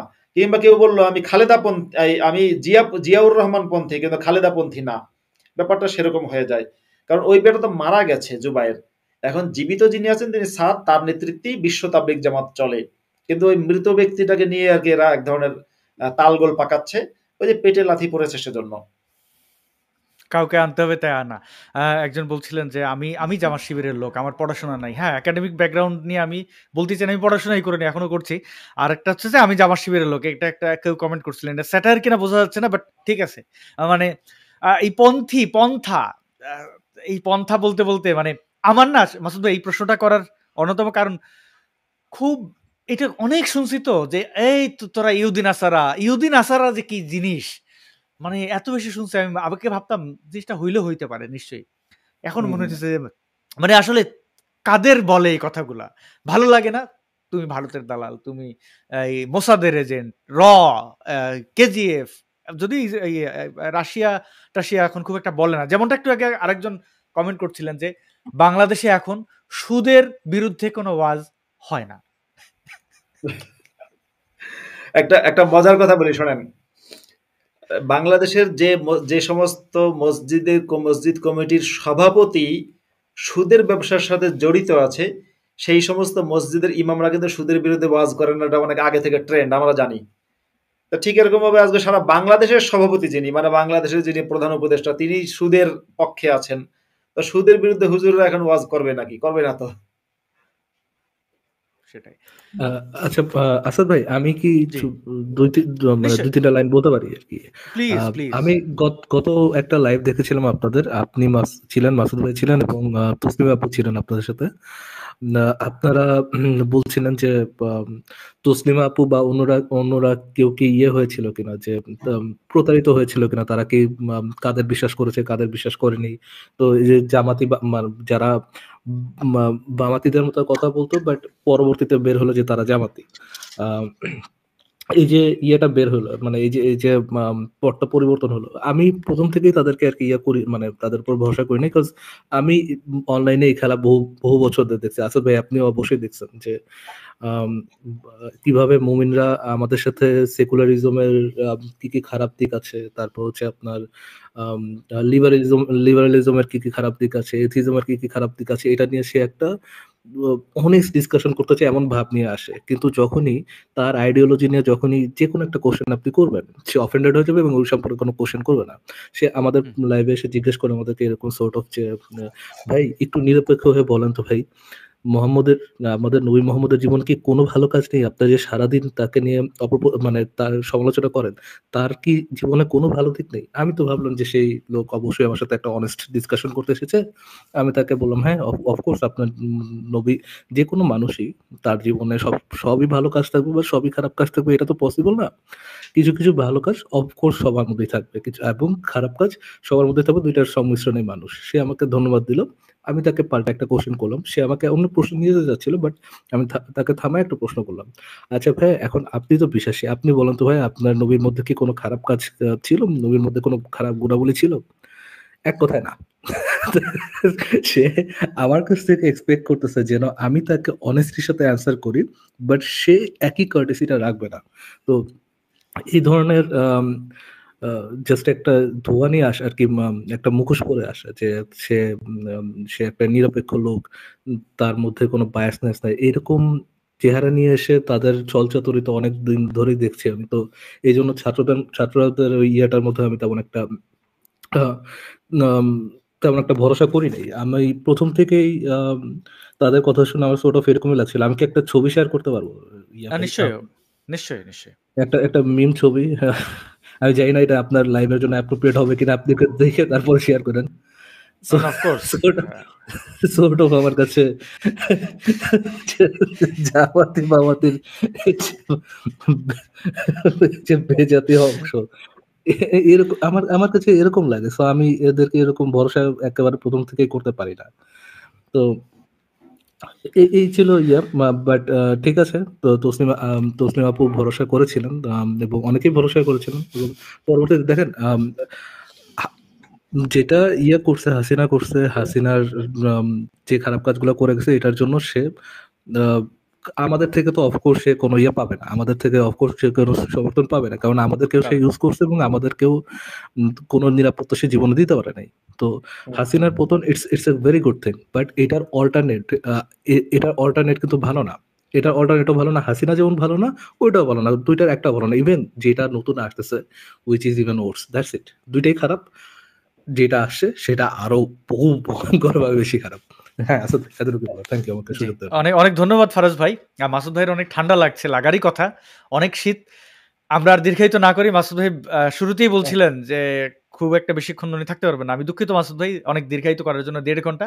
দর্শক বন্ধুরা এখনো চাইছেন, প্রায় এই মুহূর্তে স্ট্রিমে দেখা যাচ্ছে 5,000-এর মতো মানুষ আমাদের দেখছেন, ফেসবুক এবং ইউটিউব মিলিয়ে। ও অনেক ভালো। আমরাও চাই অনেকক্ষণ আপনাদের মধ্যে থাকতে, কিন্তু থাকার তো চাইলে মানে অনেক সীমাবদ্ধতা থাকে। তাও অনেক বিশেষ করে ফারাজ ভাইকে খুবই ধন্যবাদ জানাই। ফারাজ ভাইকে অনুরোধও করো সাথে সাথে যে পরের সপ্তাহে আপনি আমাদের মাঝে থাকেন। আমরা সেই মুফতি বিলাল সাহেবকে পরের সপ্তাহে আমরা আজকে সারাদিন মানে এই শোতে অপেক্ষা করেছি যে তিনি আসবেন, মানে সারাক্ষণ এই সময়টুকু তাকে আমরা পাইনি। আর আরেকটা টেকনিক্যাল প্রবলেমও আছে যে আমরা লিংক দিলে কাজ করছে না। এটা আমরা লাইভের আগেও টেস্ট করে নিয়েছি। তো যাই হোক, বেলাল ভাইকে ইমেল করতে বলেছিলাম, তিনি তাও করেন নাই, যোগাযোগ করেন নাই। বেলাল ভাই যোগাযোগ করবেন সেই আশা রাখি। পরের পর্বে অর্থাৎ সামনে শনিবারে আমরা নিশ্চয়ই তাকে পাবো। আপনাদের মুফতি আব্দুল আল মাসুদ ভাই, আপনাকে কৃতজ্ঞতা জানিয়ে, ধন্যবাদ জানিয়ে শেষ করি। ফারাজ, অর্ণব ভাই, আপনি যুক্ত হয়েছেন, কৃতজ্ঞতা এবং ধন্যবাদ জানবেন। থ্যাংক ইউ ভাই যুক্ত করার জন্য। আসাদ ভাই, থ্যাংক ইউ যুক্ত করার জন্য। বাট আপনি কিন্তু আমার প্রশ্নটা উত্তর দেন নাই, আমি সেকেন্ড টাইম করতেছি। How to be like Asad Noor, আপনি যদি একটু সংক্ষেপে ভাই ওই লাইভের এটা টাইনেন না, এটা একটা খুব দুঃখজনক বিষয়। না, না, মানে তো আমি দর্শকদের জন্য just একটু কথা, একটু একটু ইয়ে ভাই করি। আসাদ ভাই, জাস্ট বলার জন্য বললাম, you don't have to give the context, আপনি বুঝলেই হবে। না, না, দর্শকরা ভাববেন তারা বঞ্চিত কেন হবেন, যে কোনো একটা শোতে আমাকে এই প্রশ্ন করা হয়েছিল। তো আমি এটা খুব বিনয়ের সাথেই বলি যে আমাদের আসলে অনেক দূর যেতে হবে। আমরা যা কিছু করি এখন, এটা আমার কাছে মনে হয় না যে এটা অনুসরণ বা অনুকরণযোগ্য কোনো কিছুই না। আপনারা পারেন যদি কেউ আমাদের সাথে সাহায্য করতে পারেন, যেমন আমাদের ইশতেহারের ওই চ্যানেলটাতে কেউ এখন সাবটাইটেল করে দিচ্ছেন। যদি ভালো ভিডিও এডিট করতে পারেন, আমরা পারিশ্রমিক দিতে পারবো না, কারণ আমরাও নিজের খেয়ে বনের মহিষ তাড়াচ্ছি। যদি কেউ ভালো ভিডিও এডিট করতে পারেন, আমাদের অনুরোধ থাকবে যে আমাদের সাথে যুক্ত হন, আমাদের ইশতেহারের ওই প্রজেক্টে কিছু জিনিস এডিট করে দেন। আমার চ্যানেলের যেগুলো, এগুলো তো আসলে ওই ধরতে তক্তা মার পেরেকের মতো, মানে এখানে নতুনত্বের আসাদ ভাই, আলাদা কিছু দরকার নেই। অসাধারণ। ওকে, আচ্ছা, আমি একটা একেবারে নিরপেক্ষ পজিশন থেকে বলবো, ইশতেহারের কাজগুলা, 2টা ভিডিও দেখেছি আপনার, খুবই অসাধারণ ছিল। জি মাসুদ ভাই। আচ্ছা, একটা কমেন্ট আমি একটু জি প্লিজ। না পড়ে পারছি না। তোমার প্রিয় নামে একজন একটা আইডি থেকে কমেন্ট করেছে, আমি মাদ্রাসার ছাত্র, আমি ইসলাম ত্যাগ করেছি কিন্তু পারিবারিক কারণে প্রকাশ করতে পারছি না। আচ্ছা, কেমন, দাঁড়ান, কই গেল? পারিবারিক কারণে প্রকাশ করতে পারছি না। আচ্ছা, আচ্ছা, এরকম কমেন্ট আমিও দেখেছিলাম, কিন্তু আমি সামনে আনিনি অন্য একটা কারণে। আমি বলবো যে যদি এরকম কেউ হন, আপনাদের অভিজ্ঞতা আমাদের শেয়ার করতে পারেন। শেয়ার করার জন্য ইমেল অ্যাড্রেস দেওয়া আছে মুফতি আব্দুল আল মাসুদ ভাইয়ের, এবং আমার ইমেল অ্যাড্রেস দেওয়া আছে। অনুরোধ থাকবে ইমেলের সাবজেক্টে আপনারা লিখবেন কি বিষয়ে কথা বলতে চান, সংক্ষেপে যতটুকু পারা যায়, কারণ আমাদের ইমেলগুলো পড়তে হয়, আবার এই অ্যাক্টিভিজমও করতে হয়। সুতরাং ওই জিনিসটা খুব দরকার না হলে, মানে ভাই কেমন আছেন, কি খাইছেন, এটার জন্য আপনারা একটু আচ্ছা, আমি মানে আমি এই যে যিনি মাদ্রাসার ছাত্র কমেন্ট করেছেন সম্ভবত বিপদে আছেন। আমি বলবো যে এই যে ইমেল আইডি দেওয়া হয়েছে, ইমেইলে একটু যোগাযোগ করবেন। আর যোগাযোগ যখন করবেন, মাদ্রাসার ছাত্ররা কেউ, মানে মাদ্রাসার ছাত্র কিংবা মসজিদের ইমাম কিংবা মাদ্রাসার শিক্ষক, এই টাইপের এরকম তো অনেক এক্স মুসলিম আছেন। তাদেরকে আমি বলবো, যখন আমাদের কাছে কোনো মেসেজ করবেন, সেটা মেসেঞ্জারে হোক, হোয়াটসঅ্যাপে হোক কিংবা ইমেইলে হোক, সেখানে জাস্ট উপরে একটা শিরোনাম দেবেন, আমি মাদ্রাসার ছাত্র কিংবা আমি মসজিদের ইমাম কিংবা আমি মাদ্রাসার শিক্ষক। যাতে করে প্রথমেই আমার চোখটা আমার কাছে পাঠান কিংবা আসাদ নূরের কাছে পাঠান, প্রথমেই যেন আমাদের চোখটা আপনার ওই যে লেখাটা যে আপনি মাদ্রাসার কেউ, এর উপরে পড়ে। বিশ্বাস করেন, যদি আমার কাছে এরকম মেসেজ আসে, আমি যদি দেখি মাদ্রাসার কেউ, অবশ্যই আমি সেই মেসেজের রিপ্লাই দিই খুব দ্রুততম সময়ের মধ্যে। কারণ এরা মাদ্রাসার যারা আছে তারা ইসলাম ত্যাগ করার পরে তারা সবচেয়ে বেশি ভালনারেবল কন্ডিশনে থাকে, আমি জানি, কারণ আমি সেই এক্সপেরিয়েন্স বা সেই জায়গা থেকে আমি উঠে এসেছি, আমি জানি। ধন্যবাদ সবাইকে। আম, এবং আমি ফারাজ ভাইকে একটু বিশেষ করে ধন্যবাদ দিতে চাই। আপনি আমার সহযোদ্ধা এবং আপনি যখন আপনার এই যে প্রশংসা, এটা আমাকে খুব বেশি আহ, আরো উৎসাহ দিল আর কি। হ্যাঁ, আমি তো ভয় থাকি যে ভুল টুল হইলো কিনা। হ্যাঁ, তো ইশতেহারের ব্যাপারটা আমি একটু ইয়ে ভাই, দর্শকদের একটু জি, জি। প্রেজেন্টেশন, স্ক্রিপ্ট, এডিটিং সবই সবই ফার্স্ট ক্লাস, খুবই ভালো হয়েছে। তাহলে তো একটু দর্শকদের একটু শেয়ার করি ফারাজ ভাইয়ের কল্যাণী আর কি, মানে একটু নিজের মাঝখান থেকে চামে একটু বিজ্ঞাপনটা করে নেই। মানে এই যে ইশতেহার আপনারা দেখতে পাচ্ছেন, ইশতেহার এই চ্যানেলটা আপনারা সাবস্ক্রাইব করতে পারেন। এবং এইখানে কিছু জিনিস স্পষ্ট করা ভালো যে উপস্থাপনায় আমি থাকি, কিন্তু স্ক্রিপ্ট আমি লিখি না, এডিটও আমি করি না। এবং আমাদের যাদেরকে শাহবাগী গোসল কর বলে অপমান করা হয়, তাদের মধ্যে তুখোর কিছু মানুষের সমন্বয়ে, আসলে ওই যে সমন্বয়ক শব্দটা এখন খুব জনপ্রিয়, তো আসলে সমন্বয় কাকে বলে এটা আপনার ইশতেহার দেখলে হয়তো কিছুটা বুঝতে পারবেন যে উদ্দেশ্য সৎ থাকলে সমন্বয় এইভাবে হইতে পারে। আমরা বেটার কিছু করতেছি, খুব বেস্ট অসাধারণ এইরকম কিছু দাবি করব না, তবে আপনারা এই চ্যানেলটি সাবস্ক্রাইব করতে পারেন এবং আপনার ইশতেহারের ভিডিওগুলো দেখতে পারেন, দেখে বুঝতে পারেন যে আমরা আসলে কি করতে চাই, আমাদের উদ্দেশ্য কি। ইসলাম পচানো বা ওই মোহাম্মদ যে একটা খুব বদলোক তারে তুলনা করতে হবে, ওই জিনিসটার বাইরে যায়। যেমন আপনি আমি আমাদের মাঝখানে কাউকে বসানো যায় কিনা, নাস্তিকরা একই সাথে নিরপেক্ষ হইতে পারে কিনা। অনেকে বলেন যে নাস্তিকরা তো বায়াসড, ধার্মিকরা বায়াসড হন, ওই কারণেই বলেন নাস্তিকদের ব্যাপারে। তো আমাদের আসলে খুব ক্ষুদ্র জায়গা থেকে চেষ্টা, আপনাদের শক্তির প্রয়োজন, অর্থাৎ ওই যারা যদি একটু ভালো এডিট করতে পারেন, প্রফেশনাল।